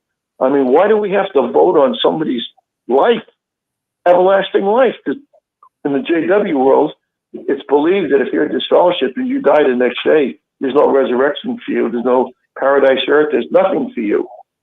Well, anyway, I challenged him a second time on that. I said, "Well, to me, that sounds like the Gestapo, trying to have the master race." Well, anyway, that was a big strike against me, and I didn't know it. I didn't know that was held against me. And another thing that I did wrong is, according to them, I should have told the elders that I was hiding in adultery before I took on the ministerial servant's job. But I never had the opportunity to do that. They just went up and announced that I was appointed. So that was 2 strikes. And the third strike that I had was I was the reader at the book study, and the book study was at the Kingdom Hall. And the elder kept on going overtime, and somebody complained. So the presiding overseer took him out of the position of conducting it and put me in that spot and had the elder read for him, which, well, I mean, that was the elders that sat on my judicial meeting. I was told after after I was disfellowshipped, and a former elder, who's a good friend of mine, came over and he said, I just been disfellowshipped. I said, what the heck did you do, Ken? He says, I told him that the Watchtower's been wrong about a lot of things, including who's the king of the North and who's the king of the South. He said, we just went through perestroika in Russia, and Russia's no longer the king of the North. It's a fragmented country. It's a small country. He says, who are we going to tell who are we going to say now is the king of the North? And they said, well, of course, Russia. That's what the Watchtower said. So the Watchtower's wrong. That got him disfellowship. Wow. I'm telling you this whole story. I'm telling you all this whole story for a reason. Okay. I had strikes against me that I didn't even know about. I went to the elders and said, I've got something to tell you. I said, I was involved with adultery, and I couldn't get the guilt off me because the two congregations had merged together as one, because people were leaving the Lowell Highlands congregation and the Lowell Belvedere congregation in droves. They just, every time they go to the Kingdom Hall, there's less and less people there. So I said, oh my God, I must be the Aiken. Oh, no. So I got involved in masochism. I couldn't get the guilt away. Another thing that these elders. Explain what that is. They don't know what that means. Well, one second. What? Masochism. Explain that. Masochism is when you allow someone to beat on you, to hurt you physically. That's what masochism is. Like a fight. Yeah. Anyway, I got into that because I was also dealing with PTSD. I've got a very bad, severe case of it from combat in Vietnam when I was a Marine, and it takes about 10 years for that to come to fruition. So I had a lot of things going against me, but I never got caught. Never got an STD. I went to the elders. I have all these problems. I also had a brother-in-law that I took out a second mortgage for, and he took the $40,000 that I gave him. He was supposed to go into a business, and I was going to be a business partner with him. He bankrupted the business and took the money and bought himself a house. And I was screaming. I was screaming at my elders. They were sick and tired of hearing it. Elders are not going to go against other elders. You're in a club, and it's a really strong club. So how they get rid of me is they just disfellowship me. And my wife, as Connie alluded to, wrote me a real beautiful card. You know, we can work this out. I still love you. I know you still love me. You haven't sinned against the Holy Spirit. All that, okay? And then she said she needed some space and time from me. And Martha's friend, who was just on a little while ago, an elder, my wife's brother, I don't know this to be true, but I speculate that she went down and talked to him. And then when she came home, like a week or two later from South Carolina, he said, I want you out of the house. I said, whoa. I mean, I thought we were going good. We went to a couple of concerts together. We went out. I was on my super best behavior. Nope, I want you out of the house. And prior to that, the elder comes over and he tells my wife, he goes, you're going to have to pray at the table because your husband can't, isn't allowed to do that. He's disfellowshipped. So they try to break you and they try to crumble you. And while I was out of the house, I told the story a lot, but I grabbed my motorcycle and I was going to go up to New Hampshire where they didn't have a helmet law, and I had a life insurance policy for $100,000, double indemnity if it's an accident, $200,000. I was going to kill myself, but that very night, someone stole my motorcycle, and I wasn't able to do that.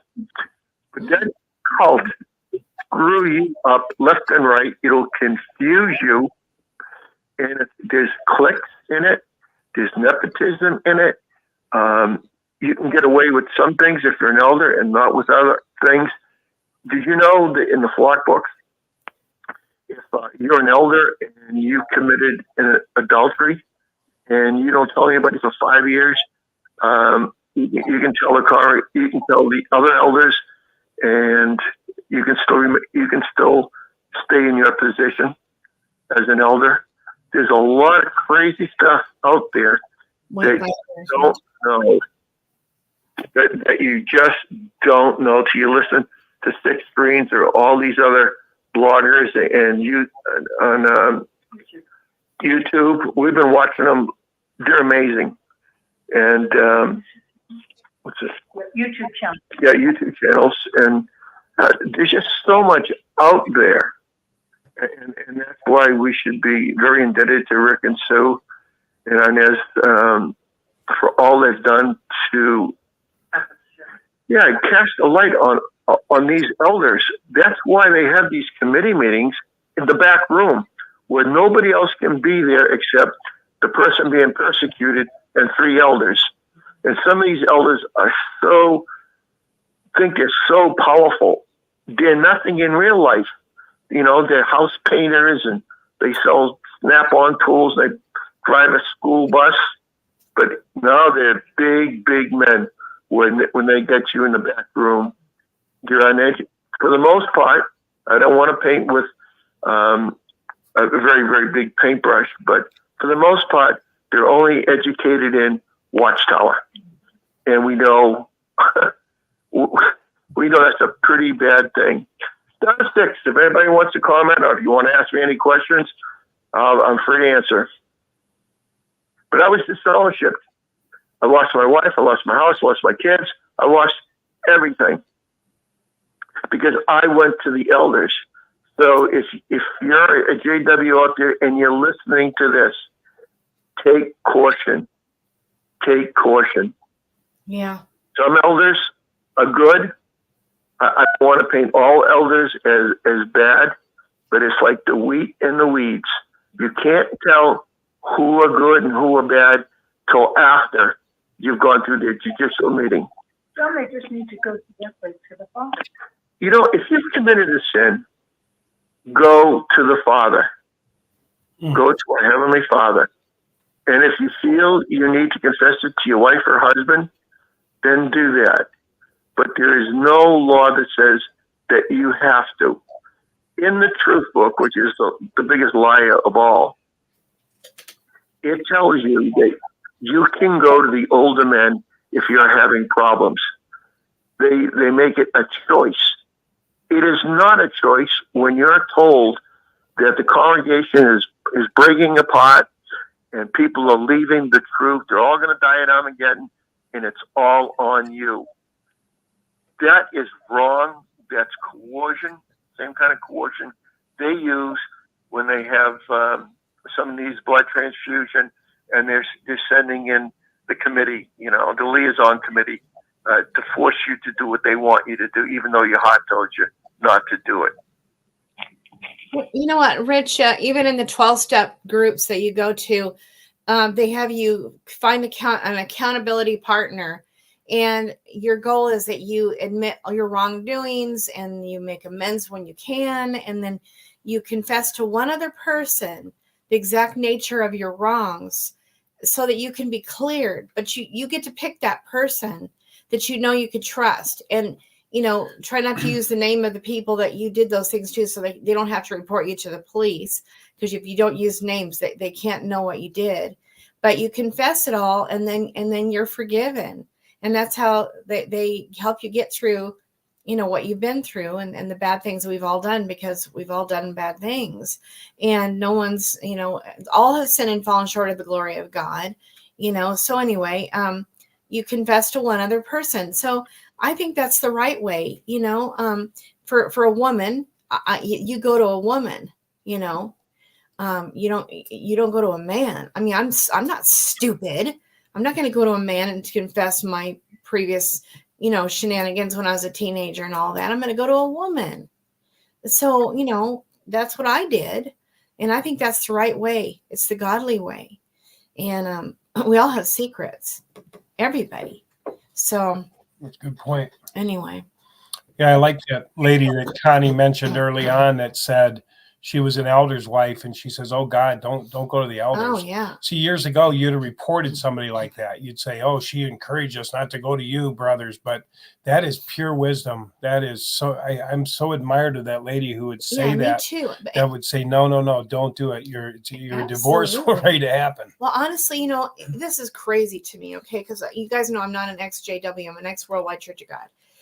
But in my mind's eye, it's like I've heard so many stories across the whole United States, not just the United States, the whole world, about what goes on in those elders' meetings in the back room with women and men and children. And I'm like, somebody should have each and every time reported this to the elders outside of those meetings, the head ups of the organization, and say, this is going on in the blah, blah, blah congregation. They're treating women this way in the back room, and with disrespect, and interrogating them and traumatizing them. And so then it should have been dealt with, or they should have been able to go to the government, to the police, and report that this has been going on, because it's a crime. But no, it goes on in congregation after congregation after congregation after congregation. I mean, yeah, to me, I personally don't believe that there's even one that's doing it right, because of what I've heard. I don't. And so this should have been reported, and it's never, ever been. I am like horrified. This is a crime a million times over, and I personally believe it'll be every congregation. And the files that Michael Moore found, wow, he had a lot of pedophile files. You think they might have wanted him dead for that?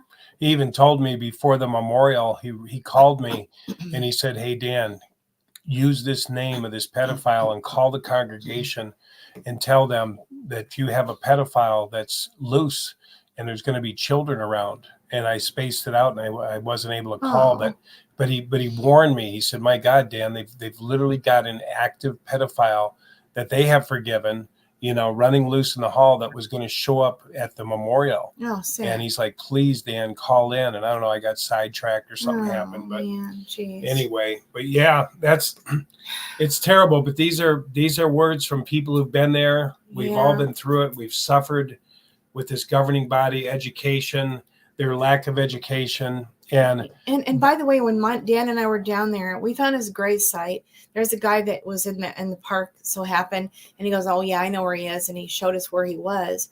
So after we got done there, we went across the street to this place that had a wonderful smelling barbecue, and ran into a police officer, and we told him what goes on in the Jehovah's Witness organization, and the fear, and that what Michael had told us about these pedophile files, and we're worried that they might be in his van, for his work van, and that maybe they might even try to kill him for it, and the whole thing. And but he somehow, it seemed to us that he was fearful of something.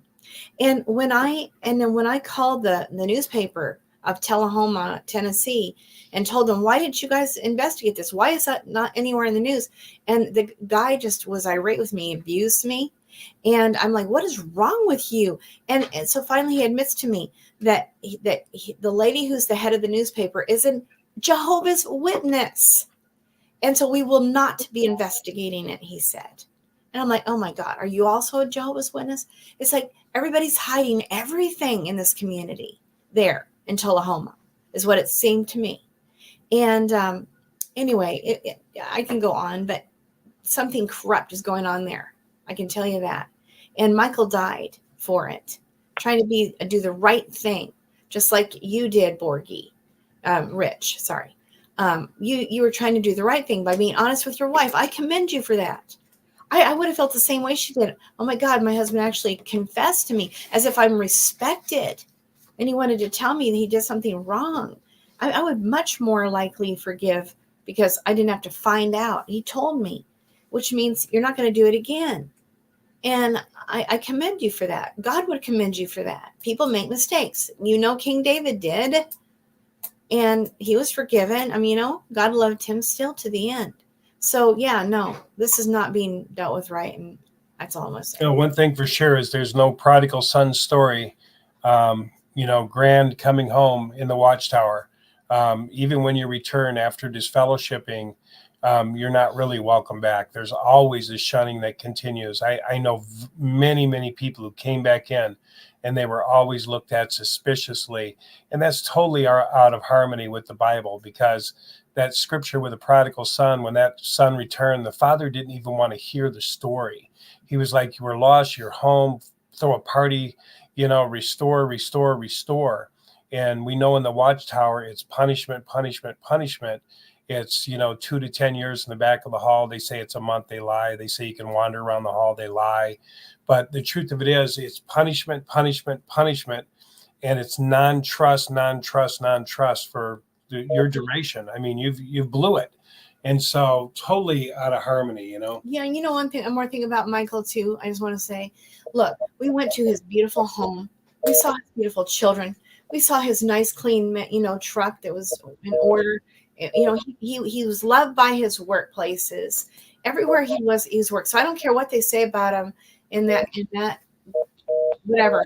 It's not going to be true in my way of looking at it, because you can tell a man by his family. You can tell a man by his workplaces and how they love him. And, that they are hiding something there. That congregation. It was dreadful what they did to him.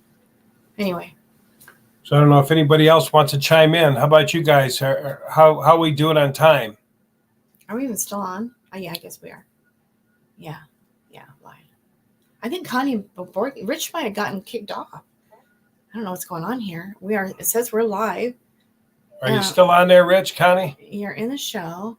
Huh, weird. Something's right. Something's not right. Can anybody hear us?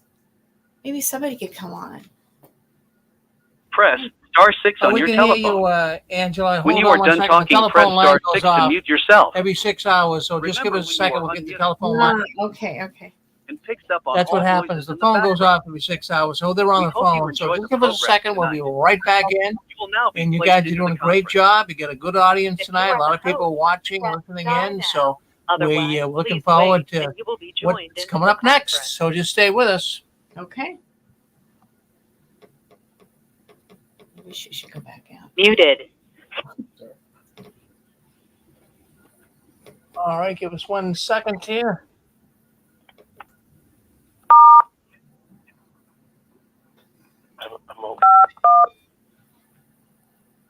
I hope the audience will hang in there a little while longer Hi, Rich. doing that 6-hour thing. Yeah. Dick, can you hear me? And, we're really open to a lot of good comments from you all. Now that I'm down here in South Carolina, I say you all a lot. Dick Boy, can you hear me all right? Hold on 1 second. We'll get this straightened away. We just had to redial the telephone number. It goes off every 6 hours, but give us a second. We'll be right back on. At least we can hear him. Yeah. Hello, Dan and Angie. Yep. Yeah. Hi, Martha. Oh, is that Martha? Yep. Hi, Martha. Hi, How you doing? Yeah, we can hear Rich and Martha. Rick. Yeah, we're Hang in here like you are. Nice rainy situations here down in South Kakalaki. You're right. I thought I was the only one that called myself Kakalaki, but maybe I got it from you years ago. I don't know. Was it Tullahoma, Oklahoma, Tullahoma, Tennessee? South Carolina. Tennessee, right? But anyway, so are we distanced from the? Okay, there's a delay. Unmuted. Yeah, well, this voice in the background, I don't know where it's from. Yeah, no, I had to mute my television. But anyway, as we were talking about the back room and how they disrupted families and destroyed marriages, oh my gosh, what a great conversation to have. Because as you and I both know, they did it from such overt angles. It was crazy. Yeah. Didn't see it coming. Well, It almost sounded like if the CIA and the FBI got together with Jehovah's Witnesses to disrupt families and make something happen that nobody even thought would occur. Right. I mean, it's so totally bizarre. I know. It really is. And why would they do this? So I don't want to go all conspiracy theory on this, but the Watchtower certainly appears to have some aspects of it that you might want to look into it a little deeper. I know, and people are. You know what? They are. There's all kinds of lawsuits all over the world right now. So many, you wouldn't believe it. Things that are way worse than this. So people are onto it.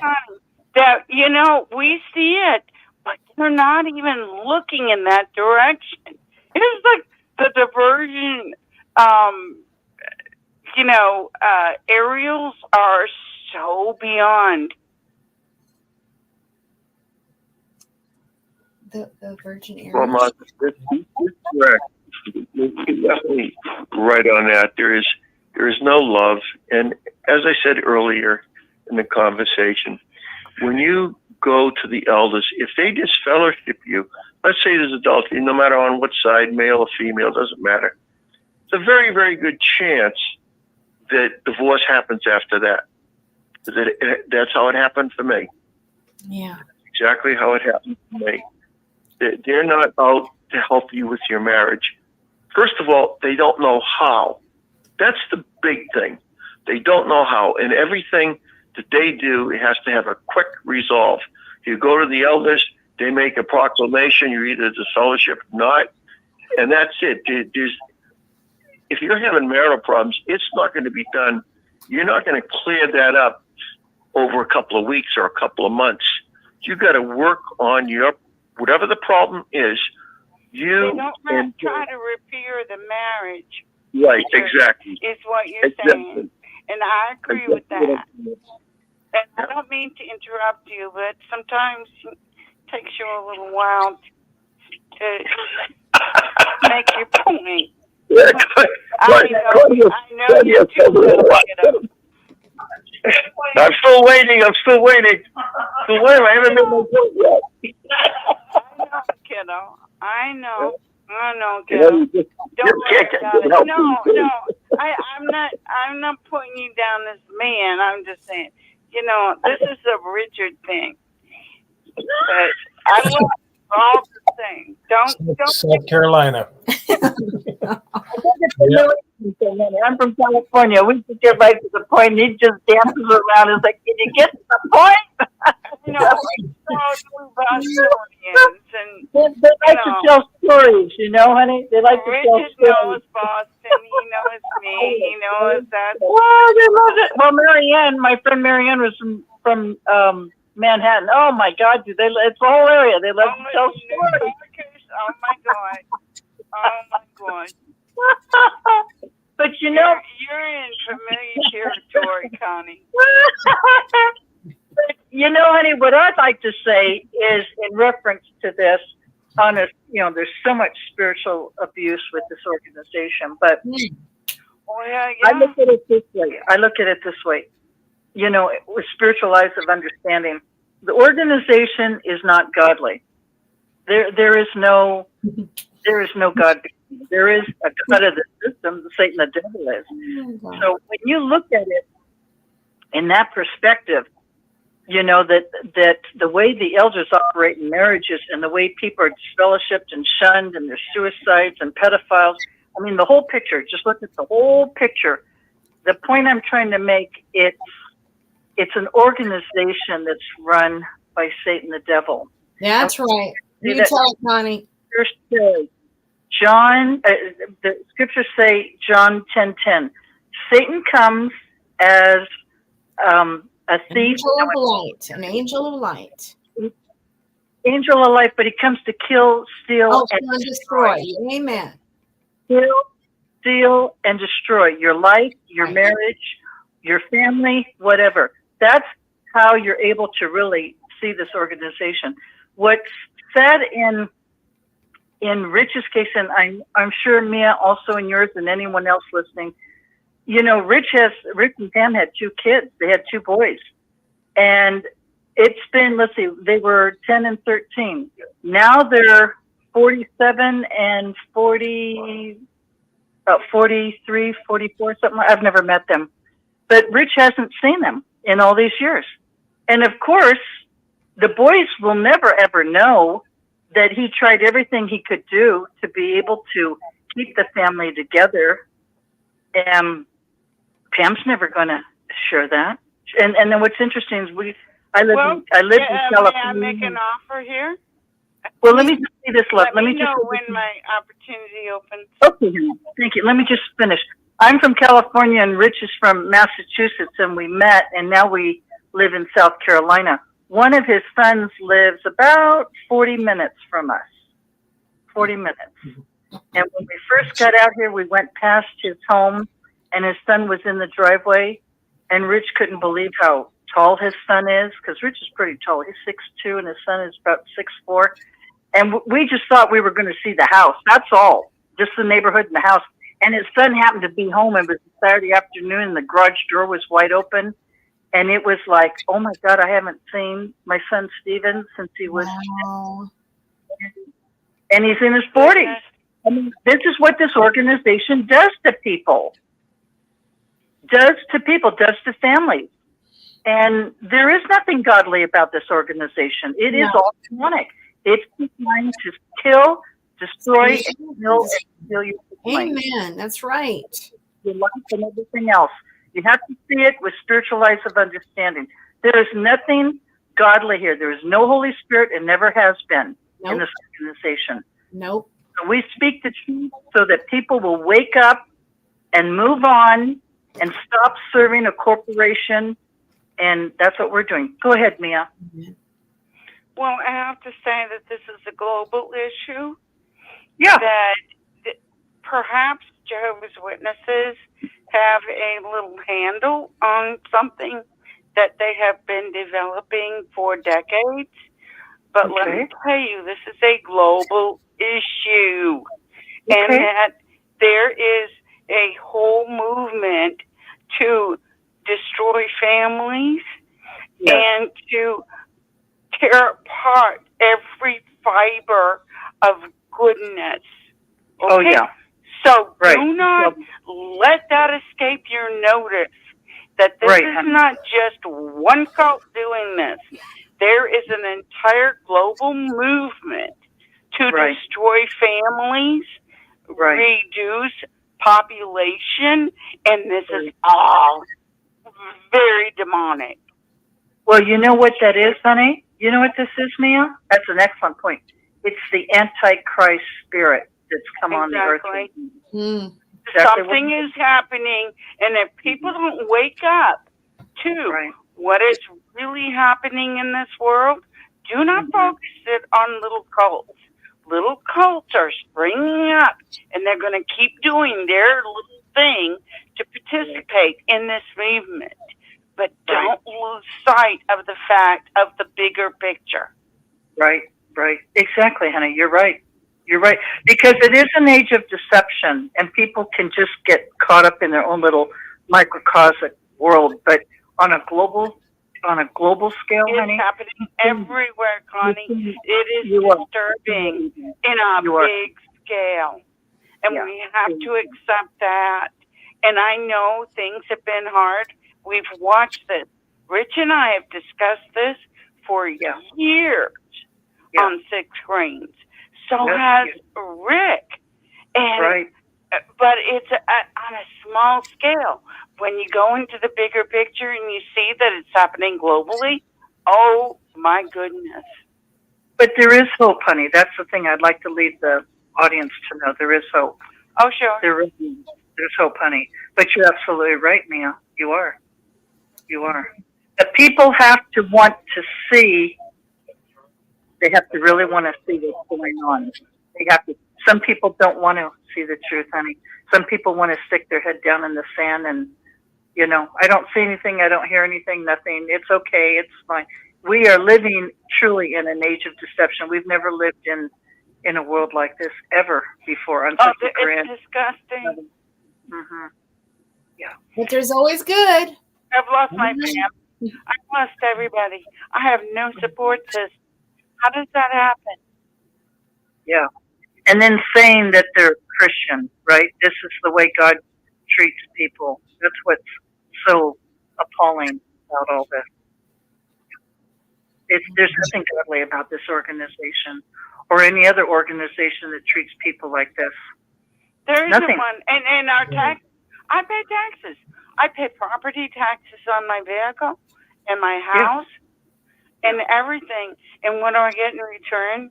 Nothing. Yeah, it's not even the county. Not even the county of Greenville returns me on anything. I mean, can you picture this? You live in Pickens County. What are you getting in return? Well, I don't know, honey. We just got out here, so we're trying to get settled in. You don't know yet. I'll tell you, they don't maintain roads. Better than California, love. They do nothing. They do nothing. How are we doing on time, guys? Disturbing governments we've ever seen. No, they do nothing. They collect your taxes and they put it into, oh, we're going to support this little artist, this little local Picasso person who contributes nothing to society. I think we might be off subject, guys. We might need to get back on. Okay. Anybody else? Thank you, Mia. Thank you, sweetheart. We love you. Anyone else would like to chime in? 6, please. We're at about 2 hours, I think. So yep, 2 hours. May want to wrap it up. 2 hours. Yeah, folks. Anybody have any more questions or things they want to talk about relating to the topic of marriages in the Watchtower? *6 if you have a thought. Yeah, well, if nobody wants to, to comment, we're going to close it in just a few minutes. I don't want to ramble here, but I don't want to have any dead air either. I think one of the basic things that I just want to tell everybody is, if you're having marital problems, don't take it to the elders. That's right. One of the things that will happen if you take it to the elders, you might as well take it to the elders' wives, because so much they discuss, like when his brother comes home at 12 o'clock at night after a meeting, and the wife says, "Oh, why are you at the Kingdom Hall that late?" "Oh, sister so-and-so's got this problem." "What's the problem?" And they discuss it with their wives. I know for a fact that that's what happens. And if you think there's confidentiality, forget it. I had worked with elders on a job, about 4 elders and 2 ministerial servants. I knew who was doing who and who was getting disfellowship. I mean, they kind of like hide it, but they don't. Like one of the brothers got drunk and he smashed up his car, but we can't say who it is. And you go into the parking lot, and there's a hood and a fender of a Chevy all smashed up. You know who's been drinking. It's that kind of stuff. There's a lot of that. Don't expect confidentiality. Yeah, somebody on YouTube, Donnie Etta, she said the elders wouldn't have stayed in a loveless marriage, and she's right. Complete hypocrisy. The old boys club. Wow, that's so true. Yeah, for real. So yeah, it is the old boys these club. people got to just, sometimes it takes, getting the doors, a foot in the butt once we leave. Sometimes it usually takes looking back. I guess you don't really feel the pain of this organization until it happens to you. I remember seeing disfellowship people and, people in rough marriages, and, we were counseled to stay away, and this and that. And But when it happened to me, I'll tell you, I really felt what Dick and everybody's talked about tonight was the lack of education, the, law over love, and that rules everything. 3 strikes and you're out. There's no mixture of love. I know in counseling, when you go to counseling, there's always a wonderful blend of trying to understand the person, and there's a mixture. And usually you move from head to heart, and you want to believe them, but yet your mind says, well, maybe. But there's at least a head and a heart consideration. But in the elders, there's no heart. In fact, you guys know that the witnesses say, stay out of the heart. The heart is treacherous and desperate, and who can know it? And we know it's a wrong translation, but that is pounded into us. Stay out of heart, stay into head. See, the head can be mind controlled. The head can be, told to go this way, that way. This is what we do. This is what witnesses do. This is what the society does. This is what our publications say. And so if they can keep us in our head and out of our heart, then they're able to control us.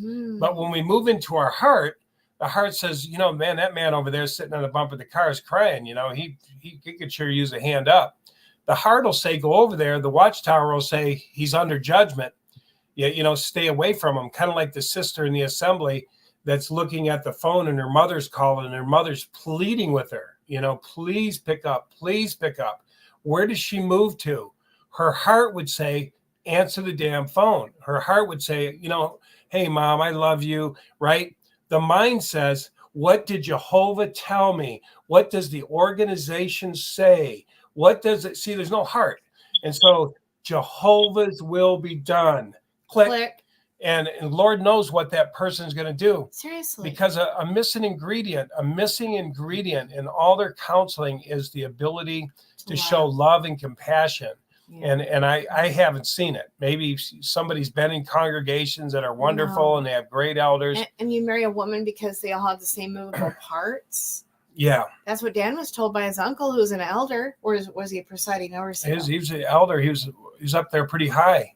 Yeah, just marry one. You have needs. You have sexual desires. You're past the bloom of youth. So there's no love there. No, and something that isn't built on that, it would only make sense that it could be easily snatched away. If there's not love and that sort of thing, and falling in love, which comes from the heart, not the mind. I don't think you fall in love with somebody with the mind. No. I think your heart melts. You get the chills. That's how you know you're in your heart. You're mindless. They say sometimes when you fall in love, your mind goes bye-bye, right? That's right. Because you just lose yourself, right? Yeah. You're just blown away. So the society goes, no, don't get into the mind. Don't get into the heart, because you're a loose cannon. You can go anywhere with the heart. You can run off and explore life. You can say, I'm going to go out on the adventure of life. I'm tired of this prison camp I've been living in.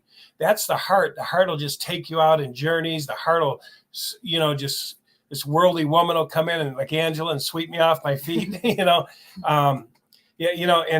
love can sweep you away. But if Watchtower which is manufactured, and if Watchtower can keep you in your head and keep you under law and keep you under order and keep you under, Watchtower says, society says, elders say, governing body says, this 59 Watchtower said, the rules say it's all here.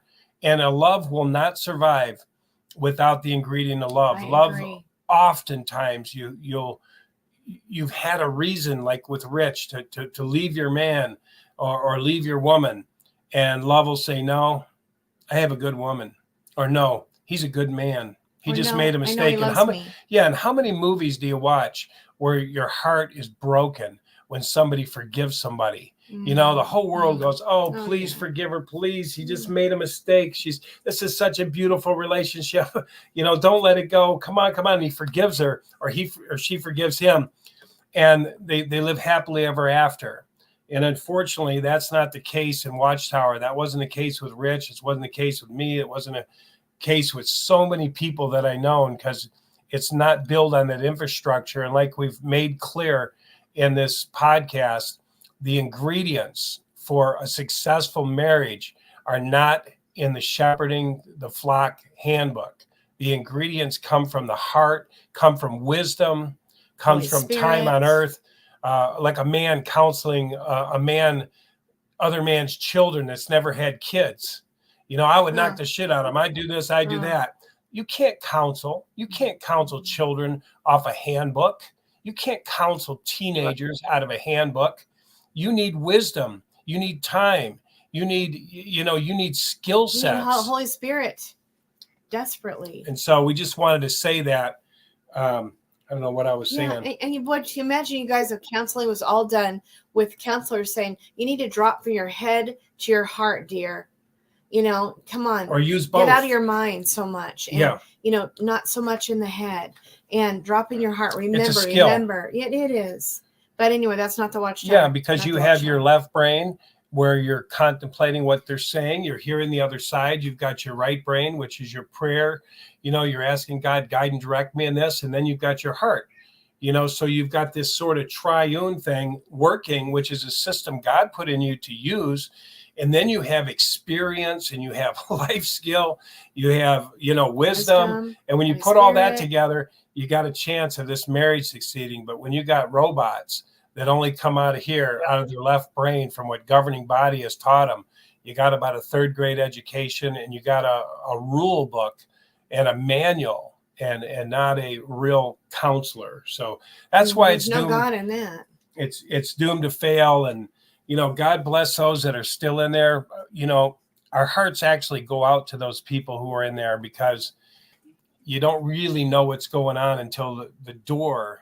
A lot of times your husband or wife, the door hits you in the ass is unfortunately, sadly, is the wake-up call. We just sort of go along with the flow like Rich, he doesn't even know what's going on. He doesn't even know he has strikes against him. And then wham, the hammer came down and completely destroyed his family to where he didn't see his kids. And so that's unfortunately when we feel it, like the 80-year-old man who called me the other day. Oh my God, Dan, I just asked him one question and boy, did I pay the price. So be careful. Use that wisdom we've shared that Connie shared, Angela, the lady who said, don't go to them. If you want, you're a divorce ready to happen. If you go to them, I'm sorry to make it that strong, but they only have the criteria of legalism and law as their tool. That's the only tool they have. They pull out the handbook. The handbook is not going to get it done, guys. It's kind of crazy that, you see this going on in the congregation, but it doesn't really register until it happens to you. And it's quite the shocker. Quite the shocker. Well, I was going to say, what's interesting, just a couple things I wanted to say to your comments is, first of all, Dan, you're talking about the governing body members. There's only one governing body member that is a father, and that's Tony Morris. The rest never had children. Oh my So goodness. how in the heck, you talk about marriage and families, right? Some JWs have families, some don't. But for those who do, the kids are trying to sit there, their little ones, for a couple of hours at the meetings, and they're so restless. They don't understand what's going on. It's hard for them with their attention span. And yet you have these governing body members who are so authoritarian and tyrannical that make it so difficult for families, and the little ones are getting spanked. That's one thing I really wanted to say. The other thing I wanted to say was, as far as adultery is concerned, let me go back on that. One other thought. When your relative, your uncle, had said to you, Dan, just find any woman. They all have the same movable parts, the same point. Okay. Well, what I was going to say is how condescending and degrading that is to any woman. Okay. And that's how the organization looks at women, and they look at children. They really do. I mean, I was very interested in the organization in the 70s. I thought it was just, a wonderful way to have a family unit. But as time goes on, you can see, no, they don't respect women. They don't respect women. They never will respect women. And any sister ex-JW can tell you that's the absolute truth. And even children. Look at the children that have been sexually abused in this organization. How can you say that you respect and love children? Oh, yeah, they're enemies of God. Really? And that's supposed to be respecting children. One third thought I'd like to say, excuse me if I sound a little tired, but it's almost midnight here. I was just going to say that, you know, when it comes to the majority of people in the congregation who are disfellowshipped, we know it's either fornication or it's adultery. Okay. Not saying it's right. I'm just saying we're all human. Okay. Things happen. And anyway, don't forget the account with the woman who came to the town square and she was accused of committing adultery, and the Pharisees wanted to stone her to death. Remember that? Not the man, just the woman. Johnny, she's a woman. Exactly. Okay. And all these Pharisees had stones, and back in those days, they would have stoned her to death. Yeah. So they thought they were going to trip up Jesus, and they said, you know, Rabbi, what do you think of this? And Jesus was writing something in the dirt. We'll never know what he was saying. My guess, this is just my take, I think he was probably writing their sins in the dirt. I agree with that. He said to the woman, woman, now this is Jesus saying to the woman who was accused of adultery. He said to her, woman, I do not even judge you. He says, go and sin no more. But prior to that, he said to the Pharisees, anyone who has never sinned, cast the first stone, which was brilliant. What a brilliant comment. In other words, you've never sinned, you can throw the first stone. But he knew that everybody was a sinner. And he said, he meaning Jesus, said to the woman who was accused of adultery, and in those days she could have been stoned to death. He said, I do not even judge you, but woman, go sin no more. Now, what is my point? My point is, you never hear that on the platform among Jehovah's Witnesses. No. That's the scripture they took out. They have in the footnote, right, Rich? Yeah, they have it as a footnote. Oh, so look at the Bible, showing you. Okay, it's a footnote. Check my words. Okay, 1 through 11. John 8, 1 through 11. Okay, now, am I condoning or approving of adultery? Of course I'm not. But what I'm saying is that Jesus was very loving, and he didn't even judge her. So if he didn't even judge her, what right do the elders have to judge people? That's a great point. Amen. Wow. And not just that, you guys, but go on, sorry, Connie. Well, I was just going to, thank you, honey. I was just going to say, that's why there is no love. There is no Holy Spirit in this organization. No forgiveness either. Or no forgiveness, no mercy, no grace. No. They don't even teach that. Okay. But, so you know, my point is, if you sin, whatever the sin is, I am not condoning to go out and do this. I am not saying that. So don't read into something I'm not saying. What I'm saying is, if you have done something wrong, you do not need to go to the elders. They're going to execute you in a minute. They're going to destroy your life. What you need to do is go to your Heavenly Father and confess your sins. That's it. It's that simple. That's why Jesus came on the earth as a mediator. Okay, it's that simple. Go ahead, Angela. Yeah, kind of just a side thought, but you know what? To me, when you love somebody, you naturally want to be loyal to them, and you build, and so you typically don't need to go out and sleep with somebody else. But when you build a marriage on just marry one, they all have the same movable parts, and there's no love involved there. Then if things go a little rocky, and anyway, they do. And Dan even had that situation. And so there's great temptation to go and find that love somewhere else, because you're not getting it at home. So what I'm trying to say is that in this organization in particular, there's so much lack of love that there's just going to be men and women trying to find that love somewhere else where they could find it, because that's not how the marriages are built in this organization. They're not built on love. They're built on convenience to get you by until the paradise. And they even tell you not to have children, because it's not going to be a very good idea. Just get married for convenience, and then it'll be over soon, guys. There's no love. So there's just going to be more adultery in this organization than any other that I know of. except for maybe the one I And really there's plenty of it, Angela. There's plenty of it because, you know, God has instilled into everyone's life to love and to receive love. That is built into everyone's DNA. Right, exactly. And talking to this organization is these are marriages that are made in Brooklyn, like Rick would say. And you can see why so many of them fail. Oh yeah. Oh yeah. Big time. Big time. And so guess what? That means you should give yourself a little bit of grace if you've been involved in that, or even had this happen to you on, you know, that was wrong on the other side. It's like, it wasn't even totally their fault. It was just wrong programming, wrong teaching, demonic teaching, really. And so grace yourself, grace everybody you possibly can. Try to forgive. Just let things go. Y'all did the best you could. That's just what I'm going to say. Well, and give yourself an opportunity to really know who you are as a person and mature and enjoy your life and grow personally. You know, go to school, go get an education, get to really know who you are first before you decide what kind of person you're really looking for.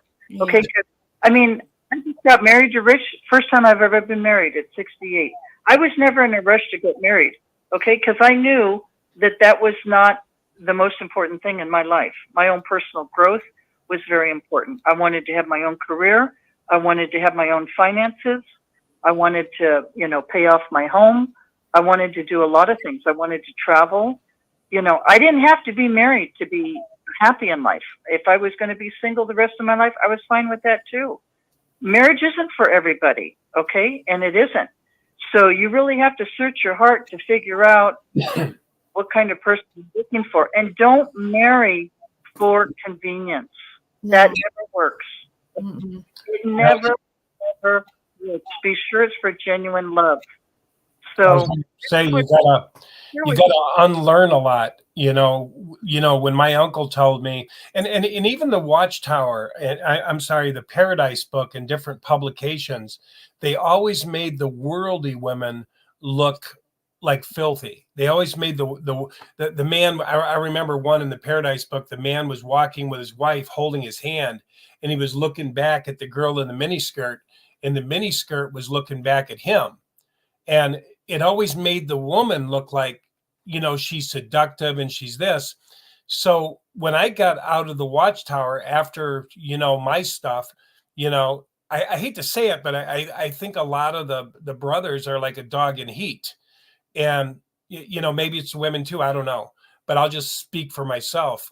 But it's like, you got to get over that. And I got to tell you, I've had a lot of women, you know, knock me upside the head, tell me things straight out. Hey, you don't know, I'm not that. And I'm like, whoa, whoa, whoa, whoa, whoa. You know, I thought if you were past the bloom of youth, you were the person that was going to take care of my sexual needs. I mean, that's like a first grade education we got from Watchtower. But I honestly, that was innocent. So I had to unlearn Watchtower, and I got a lot of shit. I had a lot of women bust me, man, bust my balls, you might say. I mean, really bust me and say, you don't know. No. And I was like, whoa, take it easy, take it easy. But see, when you're under, you know, when you're under the teaching of Watchtower, I mean, that was one of the criteria. If you're past the bloom of youth and you can't get possession of your vessel, it's better for you to marry, not fall in love, not get to know. So we had a Watchtower education. So what I want to say is, let the world teach you. Let the people teach you. Don't be offended. You're going to say things wrong. Women aren't just to have sex with. You know, a good book to read, I thought was a good book, was Men Are From Mars, Women Are From Venus, from John Gray. It's a real easy read. The guy was a monk. He came out. He's like, you know, these women seem strange. The men were strange to the women. How can we make this work? So it was a really great work for an oversight to be able to see how a woman functions. She functions a little different than a man, not lesser or more. Man functions a little different. And it was beautiful. And then I read his second book called Men Are From Mars, Women Are From Venus in the Bedroom, and John Gray. And it was equally as good. It was stuff I never heard before. I never thought of, because they don't teach this in the Kingdom Hall. They don't teach it. So let yourself learn. Give yourself some time, like Angela and Connie said, you know, to learn these things. You might get insulted. People might you might get slapped in the face a couple times, but you've got to learn. You've got to educate yourself on dating, proper courting. You don't see women as just a piece. Or someone to do the housework and do the dishes and make your meals. Yeah, that's no. A lady told me that too. She's like, Dan, you go to work, you have a good time, you talk with the boys, you get a fat paycheck, and then you come home and throw your feet up, and your wife does the thankless work. She picks up your socks, she makes the bed, wash your clothes, and you don't even give it a second thought. There's even jokes on it now on the internet that the guy says, I came home and the coffee table was cleared. It's magic that's happened in my house. And it's kind of a mockery, of women. But in a real relationship, that does not fly. Most women have to work alongside the men. Men need to pick up their shit. Men need to wash their clothes. Even if they didn't work. Do dishes, learn how to cook. I mean, this is true. Absolutely. And if you do, you'll make a beautiful companionship, partnership. But it's hard. It's kind of tough. It's like tough love. I've been beaten over the head with a board with a lot of women because I didn't have this understanding that I should have had before. So I just want to throw that out there too. Just give yourself a chance to learn these things. If women are giving you dirty looks and you're not realizing you're looking at them with lust or whatever it is, however you're looking at them. Or however you're operating, take an honest look at how you're operating. We think the things that we were taught were normal, but they weren't. The world was going to end tomorrow. We didn't have to know anything. All we had to get by was have sex, eat a meal, and go to the Kingdom Hall and go to our job. And so it really wasn't much more than that. But companionship with a woman is complex. It takes, like I said, so many ingredients. It's wonderful, actually. Yes. It's just working together in beautiful harmony. Yeah. And no one's more important than the other. No one's better than the other.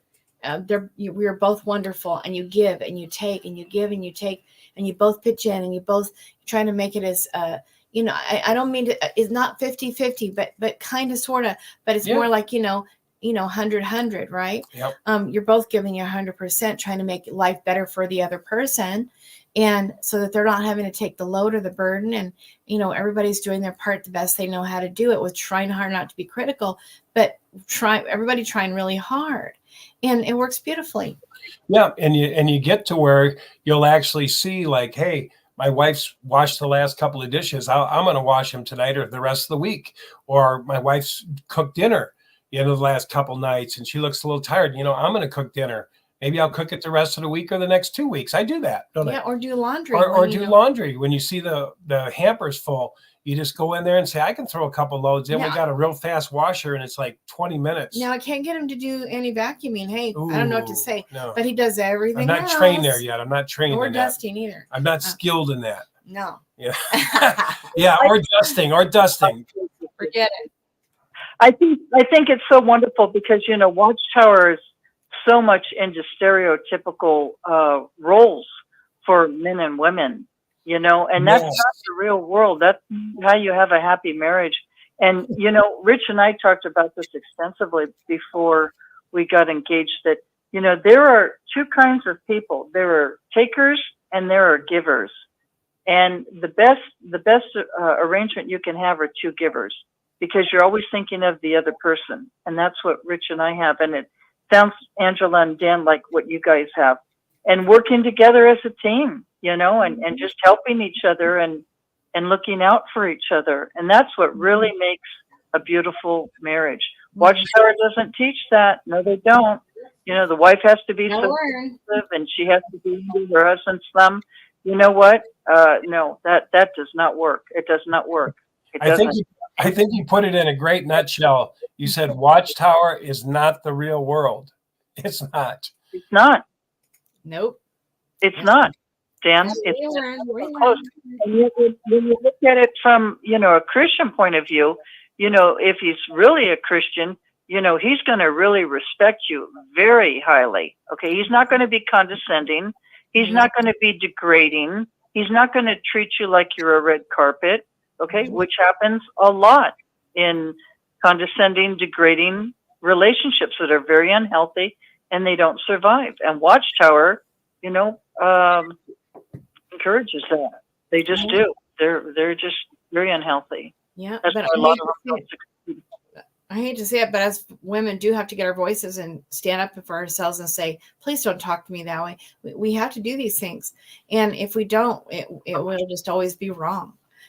Men don't just change. You have to kind of help along. So you can't just say, well, my husband's not a Christian then because he's not trained. No, you need to start speaking up. You need to start getting your voice. Don't be blaming. You don't get because you don't ask. And so that has to start. Yeah, exactly, honey. You know what it is? It's like where Jesus says, love your neighbor as yourself. Well, if you really love yourself, let's talk about women. If you really love yourself, you're going to have self-esteem and you're going to have self-confidence, and you are going to speak up for yourself. I'm not saying screaming or shouting or getting up, but you will set some boundaries and you will speak up because you love and respect yourself, who God created you to be. Yeah. It might be a little rough in the beginning because you're not used to getting your voice. So it might be a little rough. Dan told me that. He said, Angela, don't worry. In the beginning, when you speak your mind to people, it might come out a little rough because you've been holding this in for years and years, but just know that it'll settle down in time. So even if you do yell, just know that it's because you're not used to getting your voice. You're bottled up, but eventually it'll become natural just to say, whoa. Why'd you speak to me in that tone of voice? What's going on? Are you upset about something? Did I do something? And, and you can just speak to it right then and there instead of holding stuff in, and you'll get better and better at it. But sometimes in the beginning, it might come out like, oh, F you, what, you know what I mean? I'm just saying in the beginning, it can be bottled up rage, and just expect that it might be that way. I'm just saying, and then just brace yourself. Just know that good for you. You got your voice today, but a little too strong, maybe next time I'll do better tomorrow. And that's how Dan encouraged me in the beginning when I was getting my voice. Not with him. I did use it with him too, but we've a lot of times as women, we've been abused. I mean, we've been abused by Watchtower, spiritual abuse. And in your cult, honey, you were spiritually abused as well. I want to tell you something that's very beautiful, and it's short.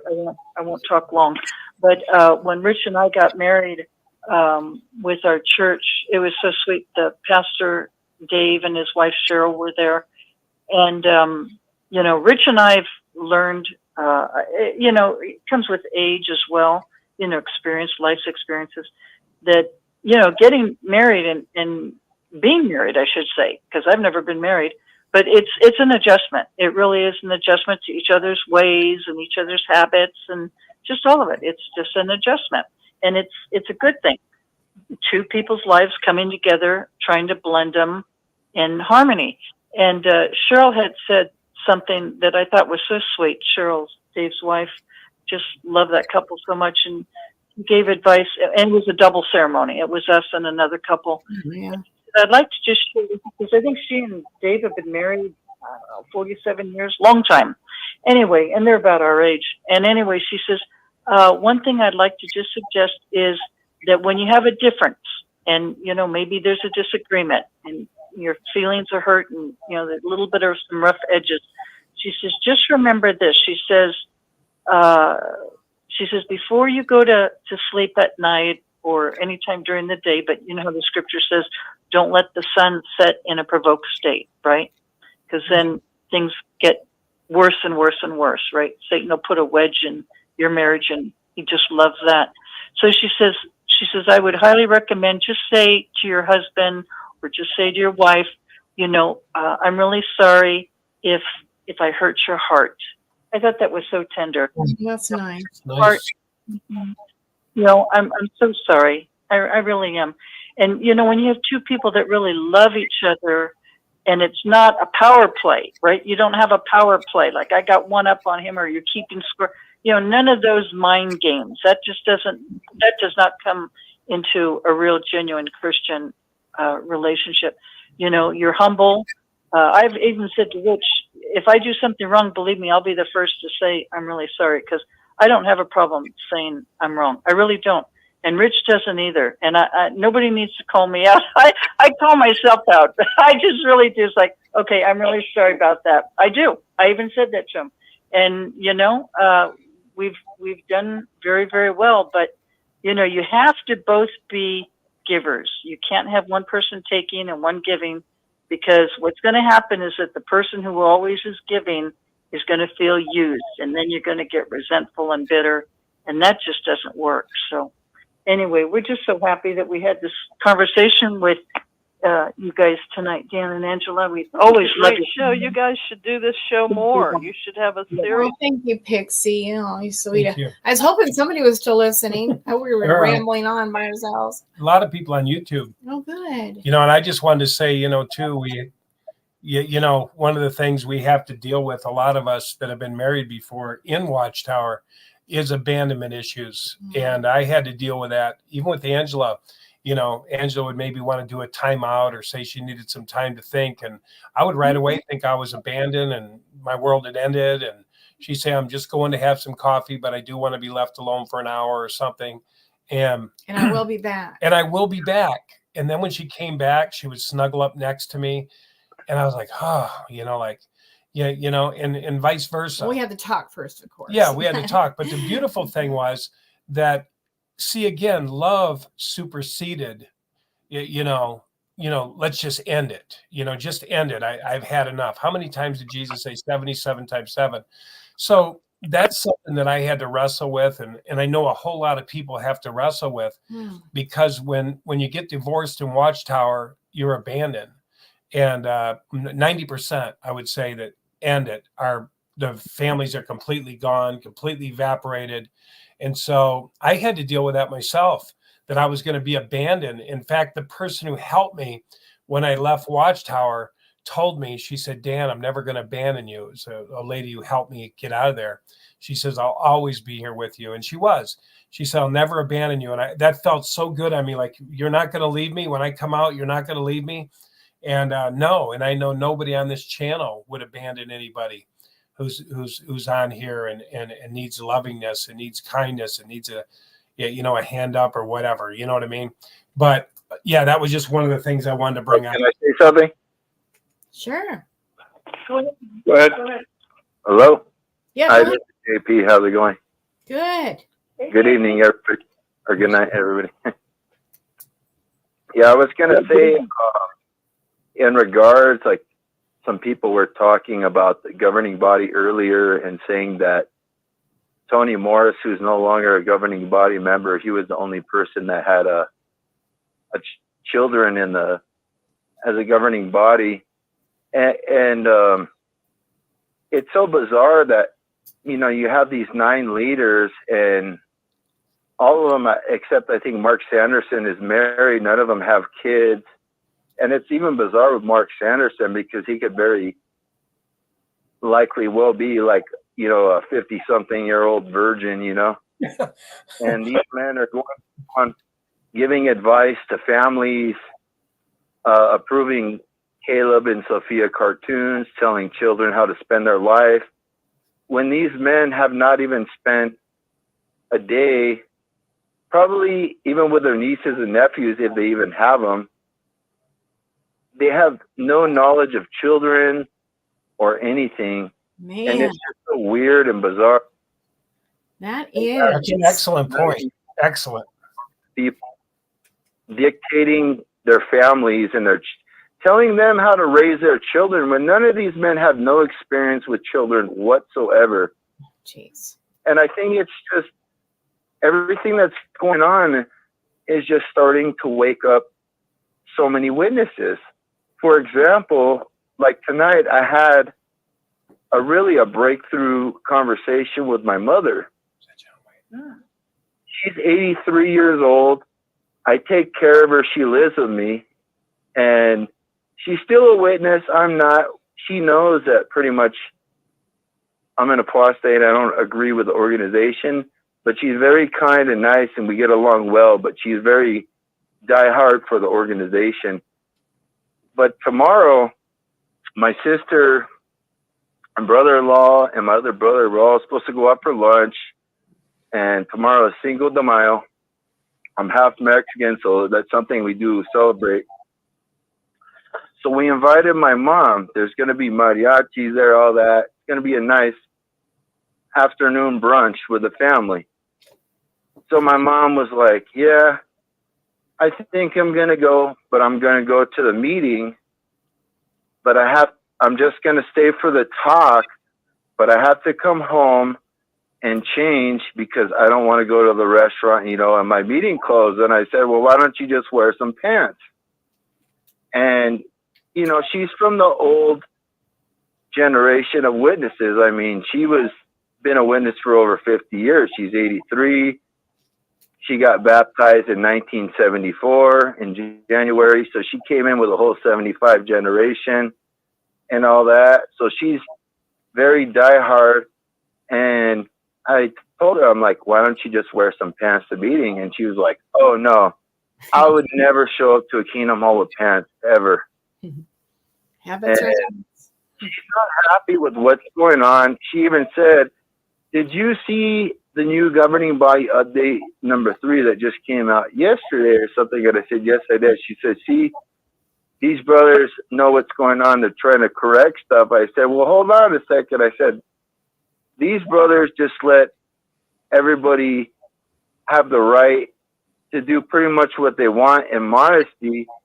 And then she went on to give some examples of things she didn't like. For example, she was saying, oh, there's some brothers at the hall, even some elders, their beards are just getting sloppy, out of control. She was like, I had to go out to service with some sister the other day, and she was wearing a blouse and some hiking pants and some hiking boots. I love it. I didn't want to go out with sister. She's like, I was embarrassed. We're representing Jehovah. She was upset. And she's like, I don't know what in the world was going on. And I said, I know, Mom. I was like, I was raising this too. I was like, all I can say is that there's going to be a lot more changes coming. And, I don't go to the meeting anymore, but I'm still a Christian in that. And I said, I have freedom in Christ. And I go to a non-denominational church. They're not worried about that. But I said, either way, witnesses, as we were taught, we were always taught to hold ourselves to a higher regard. And there's still a lot of churches that do that, like some of the Southern Baptists and other churches that still dress up like they dress down to go to church. So we let down, our standards, or they have, the witnesses. I said, but don't worry about it. I said, you don't have to worry about what these men do, because I said, I have freedom in Christ, and for what he did and what he paid for me, I don't have to hang on to the coattails of 9 men that live in a compound in upstate New York. So don't worry about that. And she knows that I know and have sometimes, us in the apostate community, that we know things that are going to happen before they do. And like I was telling her about birthdays and other stuff, that they're probably going to change it, possibly Mother's Day. And, she revealed to me, she said, she said, I have always known that, probably those holidays, minus like Christmas and Easter, those are clearly like pagan ones. But she says, I've always known that, birthdays and Mother's Day, that there was probably nothing wrong with it.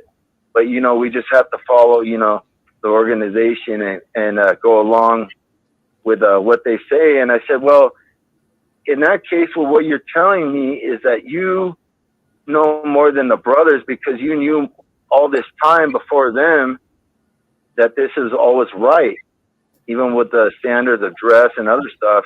She was saying, like, we shouldn't dress like that, but it's just too sloppy. She says these people are not holding themselves, even if sisters want to wear pants and stuff. She says it's just getting, there's no, they're not being dignified or, being professional. We represent Jehovah. So she says, I don't know what's going on. She said, it just seems that things don't seem right,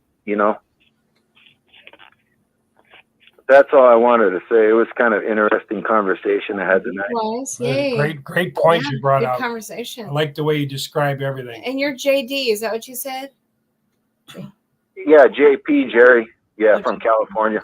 Okay. Yeah, great Thank thoughts. you. I love Yeah. the way you talk and the way you express yourself. Mhm. You did great. Yeah, you did good. Thank you for sharing that. Yeah, That's so thank you. true. Everything you said. Good job. Yeah, I just want anybody that has any kind of faith to pray for my mom and my family, you know, to wake up. Because she was even talking to my aunt and some of my uncles, like they're older, you know. I was born later in age. I'm 40 now, but I have some family that are, you know, like my mom's 83. I'm the last of 5 kids, and I was pretty much unexpected. They had me later in age, but what I can say is that, you know, they're worried and they have some concerns. I think that they know that, like, what's going on within the organization, and that there's things that aren't right. And we've heard that and seen that, like, through other videos. I think XJW Analyzer was talking about how there's some kingdom halls, like in the South or some other portions of the United States, where they just were like not going along with the beard thing and other stuff. So interesting. I don't know. Like all of us, you know, we're all apostates. We all are talking, but the way the organization is going, we're just kind of on the sidelines seeing this like game play out. You know, like we're not in it anymore, and Watchtower is playing this like football game or baseball game, and they're like way past the 9th inning. You know, they're in the bottom of the 9th, and they don't know what to do. And we left the dugout, we left the field, and we're sitting in the stands and we're watching it, and it's not going good for them. Yeah, can you imagine when that, you know, I don't think you can deny that that's a Christmas song that's coming out. I wonder if that's going to be released at this big convention, you know, the one they always have in June, July. That should be a wake-up call. I mean, just to hear the tonality and Jesus in the manger, and I personally think they're trying to push the older people out. I really do. The older people would be the ones that would be more stuck on having a beard. Yeah, it's unrecognizable, the organization. Like, even a few months ago, I was driving to work, and they used to always have like JW carts set up by the bus stop. And one time I was driving by work, and I seen 2 guys. They look exactly the same. One was a Jehovah's Witness, and one was a homeless guy. This is during the winter. They both had a beanie on. They both had a beard and a trench coat. The only difference between the both of them is one of them had a shopping cart and one of them had a Watchtower cart. Oh my God. They both looked Oh my God. Oh my God. It's going to get crazy. I can't imagine the brothers tying their beards, braiding their beards, growing them out, saying, oh, what the hell? They told us we could have a beard. Sloppy, not grooming. I mean, you know, oh God. And the thing is, too, is these brothers that were probably at this cart, they don't want to have no interaction with this homeless man or anything except to, like, maybe give him a business card to go to the website, or maybe give him, you know, some kind of a track or something that's going to take them 30 seconds to read through, because that's about how long they are now. They're like 2 pages long. It's just ridiculous, because I go to a non-denominational church and they have a homeless ministry, and once a month they meet up at the local courthouse and they go out and they give out food, water, whatever people need, blankets. We share the gospel with people. There is even one last time I heard an experience from there that they went out and there was a homeless man, and the church that I belonged to, they had given out all the clothes for men. And this is a few months ago when it was cold. This guy was so cold, he was looking through the women's box trying to find a jacket. And one of the men from the church took his jacket off and gave it to him. And you'll never see nothing like that with the witnesses. No interaction with the community. Nothing. No, that's right. That's right. And even the assemblies, not to change it up a little bit, but you know, me and Angela were at the last assembly on Sunday, the last part, the last half, we kind of snuck in, and they were kind of just going over, how did you brothers feel about the 80 videos we had? And I went, holy shit. You know, I mean, I had said before, yeah. they're going virtual. I think eventually, I believe this. I know they're talking about doing away with the assembly halls. Maybe they'll have the 1-year convention. But could you imagine if you went to the convention and they were 100% virtual? I mean, you know, the governing body are in Brooklyn. Nobody shows up. You just have a man. And what I got out of it, in order to have 80 videos, basically you would have a man come on. Let's watch the latest video from Caleb and Sophia. Let's watch the latest video from the governing body. I mean, that is a lot of video. Now, we didn't see them all. We just saw the drama, which was a motion picture, and it was the last part of the assembly, you know, flee and leave your home. But could you imagine if you walked into the assembly and it was 100% virtual, except for maybe the guy who, I would say it's almost that, wouldn't it? Yeah. It's almost 100% virtual. The organization is an internet connection now. We've said it was going to be, it's an internet connection. I looked down the aisles, and Angela said, you know why they know you're an apostate? I said, no. She said, you're the only one in here with a Bible. And I was. I looked down the aisles, I took pictures, and I looked down the aisle, and all the faces were glowing because they were looking into tablets. And then the brother looked behind me, the elder, and he says, what are you doing with that antique? That's what he calls the Bible, an antique. And I said, what antique? And he said, your Bible. And he said, like, they haven't really been into the Bible for over 10 years. And he hasn't personally had one in his hand for over 5. And I was like, holy crap. Like you said, JD, it's totally, JB, it's totally unrecognizable. And it's going to keep getting more unrecognizable. Yeah. It's sad. Like you said, JB, we're on the sidelines, like watching this game, watching this, what these men are doing to these people. They're running fire drills in the Kingdom Hall now. Think about that. They're running fire drills. I've seen them. They turn on the alarm. Everybody runs out. Then they bring them back in. Did you have your to-go bag? Did you bring it to the hall? And that went in perfect alignment with the assembly that says, have your to-go bag. Be ready to flee and leave your homes. What in the hell is this organization up to? What are they telling these brothers? What kind of fear do these people live in? You know, Rich talked about PTSD. I think these people are in PTSD. In fact, we had a sister call us and say that her mother, was it her mother or grandmother, almost died. They couldn't resuscitate her when the damn alarms went off, and they all started running out the doors.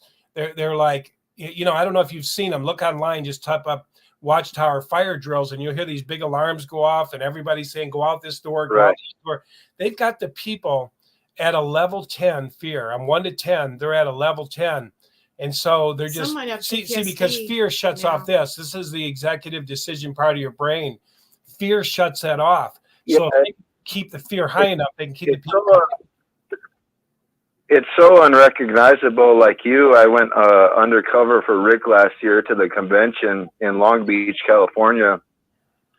And it was the same thing. I was literally the only person that showed up with a bag, with a book bag, and I had my Bible.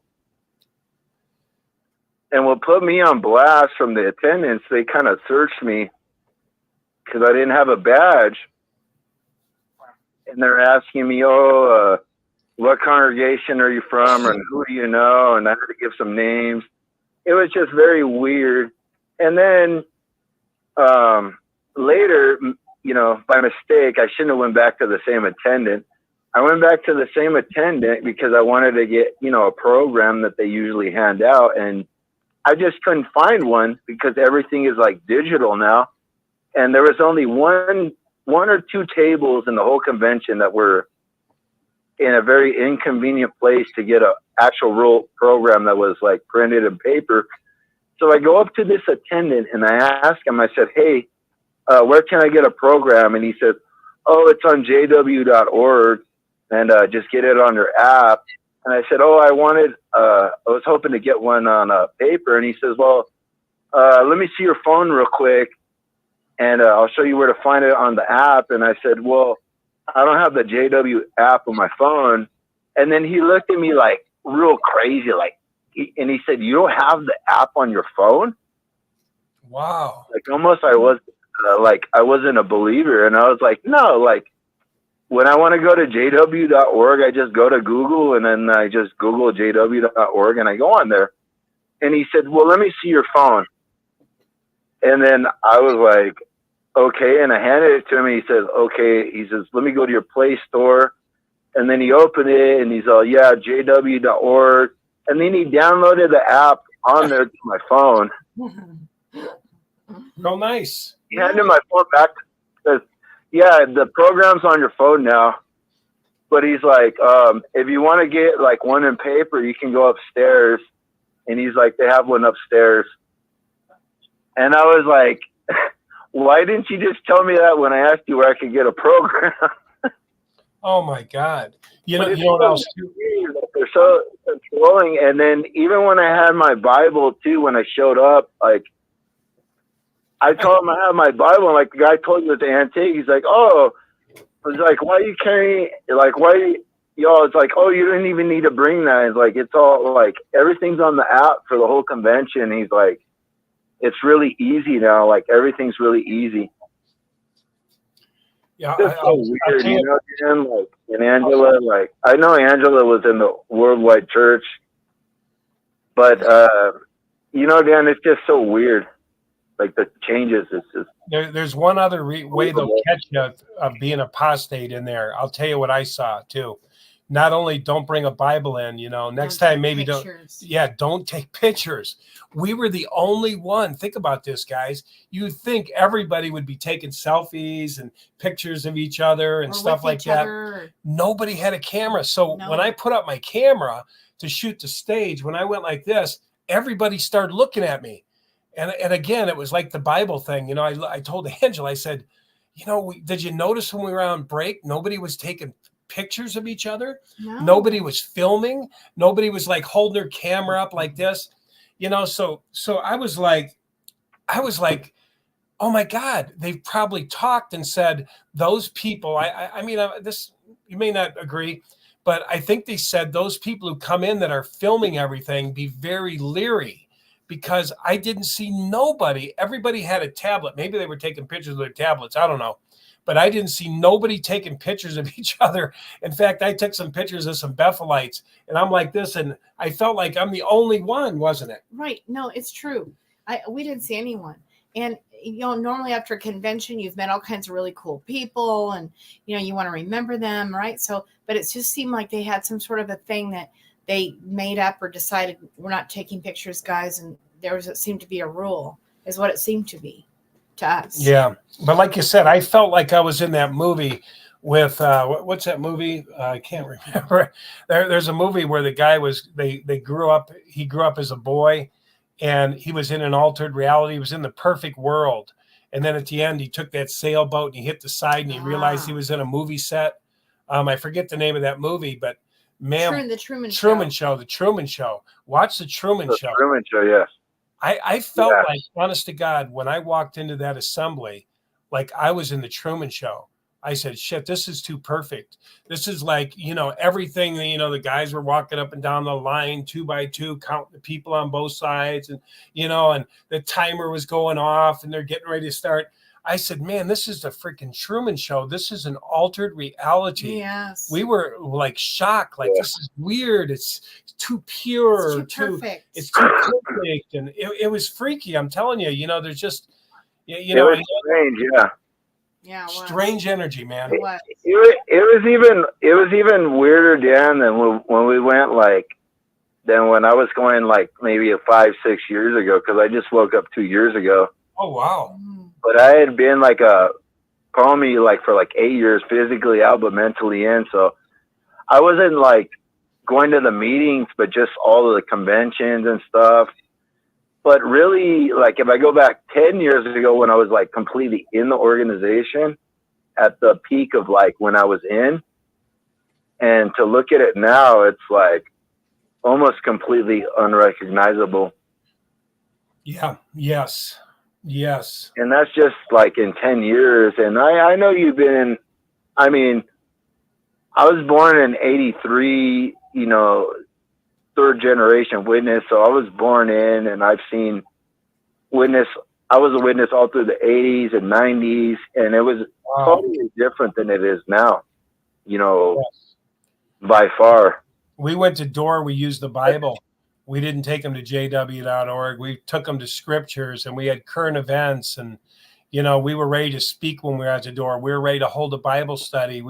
I don't know how they can bring people in there right now and grow unless you have that kind of setup. You can't. We've had people come to our door and say, wait a minute. And we're like, okay, what are you doing?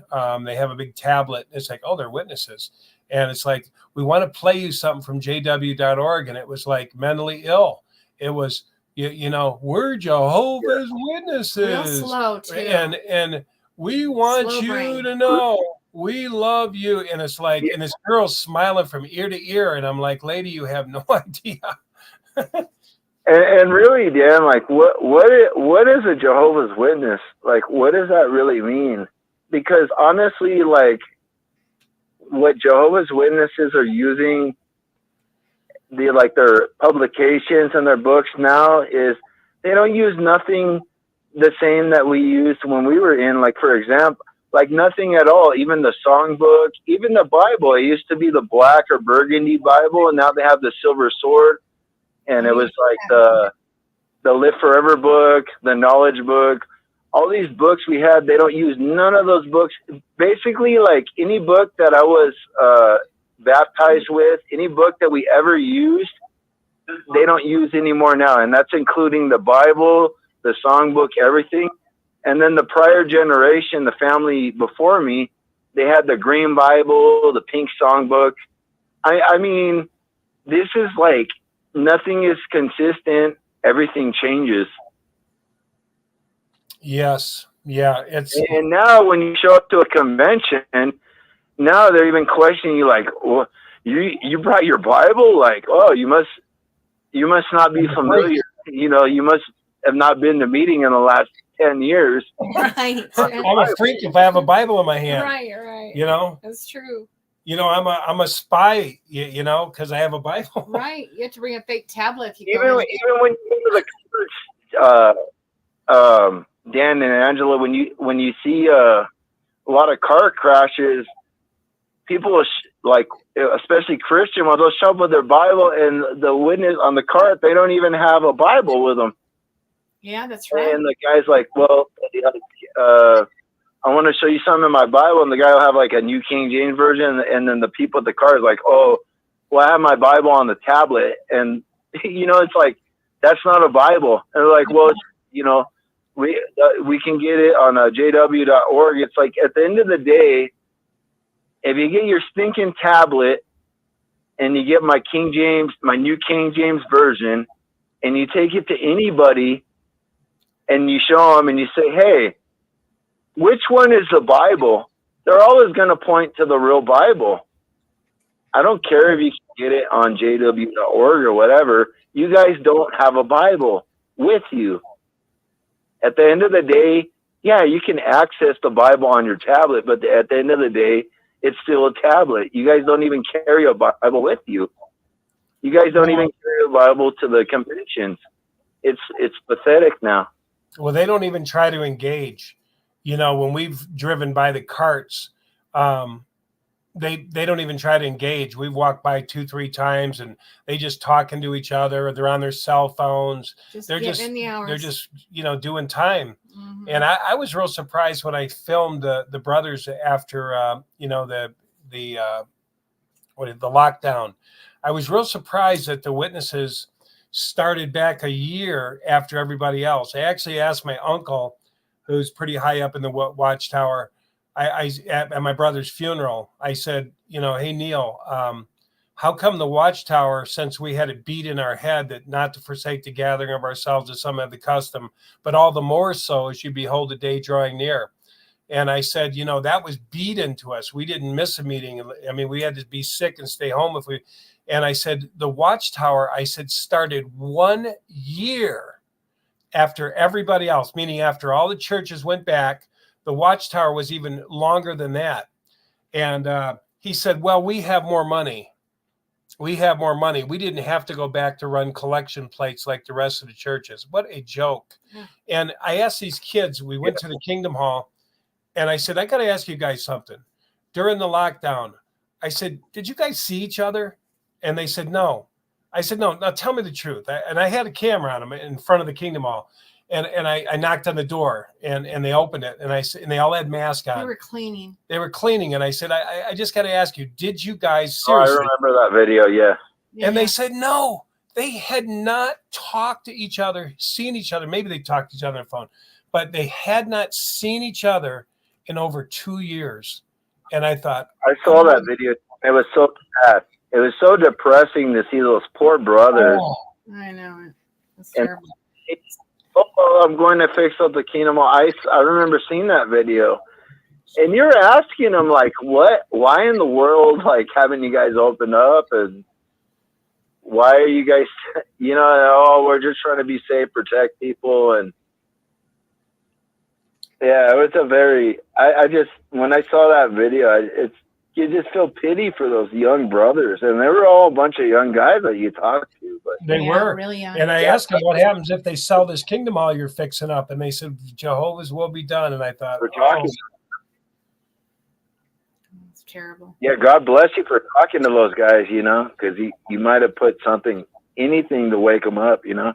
Yeah. I got him in trouble. I hate to say it. Yeah. Hey, I was going to ask you guys, you and Angela, before, because I got to take off pretty soon. But I was going to ask you guys, are you guys going to go again to the convention this year? I was going to plan on going on in June. I'm going to go again undercover for Rick Farron and just tell him attendance and what's going on at the convention. I think Nadine, who listens into the Sixth Screen, she might go with me also. But are you guys very informative? It would be very informative to see if they played the Christmas song and see what's going on. I'll probably have to find a tablet, get rid of my tie, and grow a beard. And wear a mask. I will change everything up this time. I will have a tablet. I will have a lapel, thanks to you, JB. I will have a lapel on and walk in and, you know. How about our tags? Yeah. How we can get that. Yeah, we'll get one. Yeah. And but that'll be interesting. I think it'd be worthwhile to just see how insane it's gotten and see how many videos they play, see if they supersede 80, you know, videos, and see if they're still saying to flee to FEMA camps and, you know, stuff like that. It'll be interesting to see. But yeah, JB, we'll probably end up going just probably the last day to see what the new prophecy is, if there is any, see if they're celebrating birthdays or, you know, what kind of new things they're heaping on the people. And I kind of feel like you, JB, and me and Angela feel like these poor people got to gobble this shit up. They all they can do is sit back and gobble, gobble, gobble while Watchtower changes everything. I'm going to do a video on who the real enemy is of Jehovah, and it's not the apostates. We're the governing body's best friend.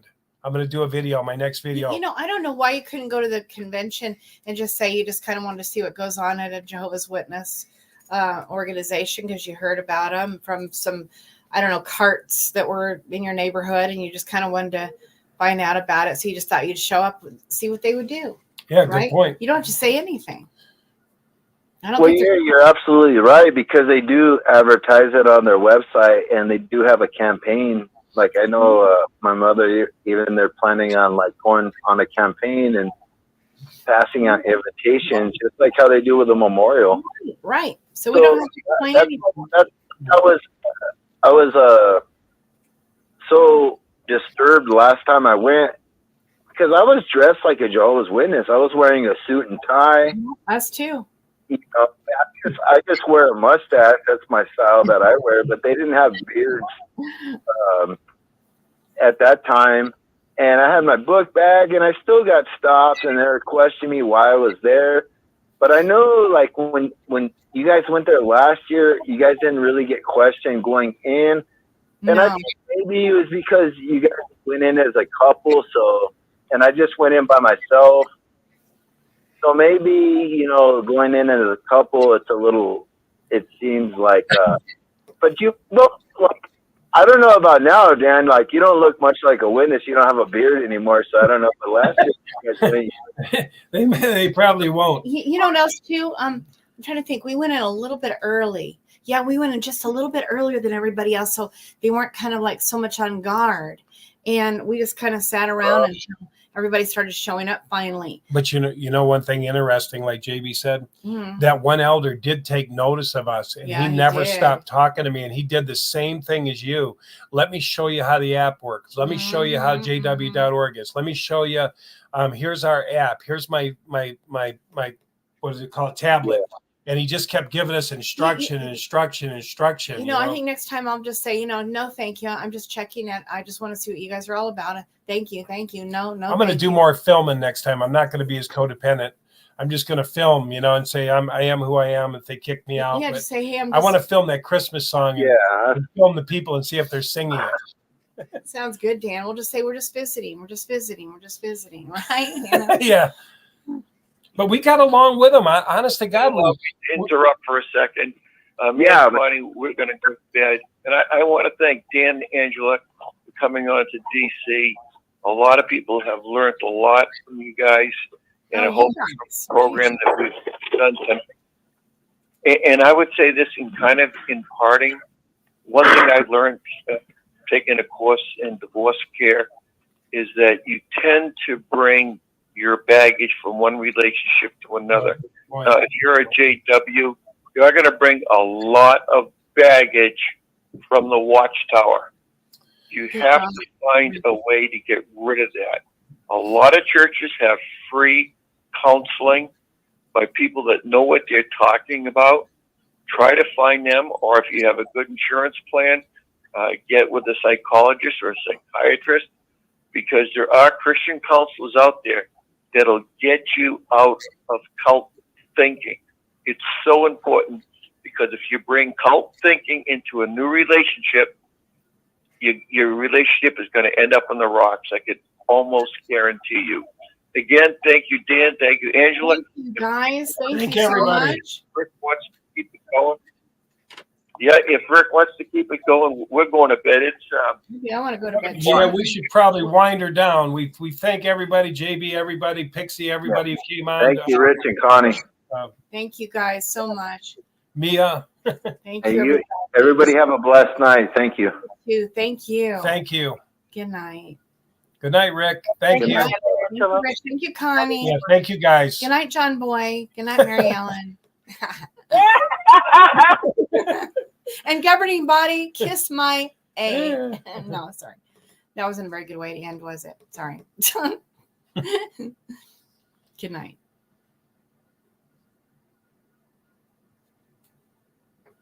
Okay, we're done. Studio.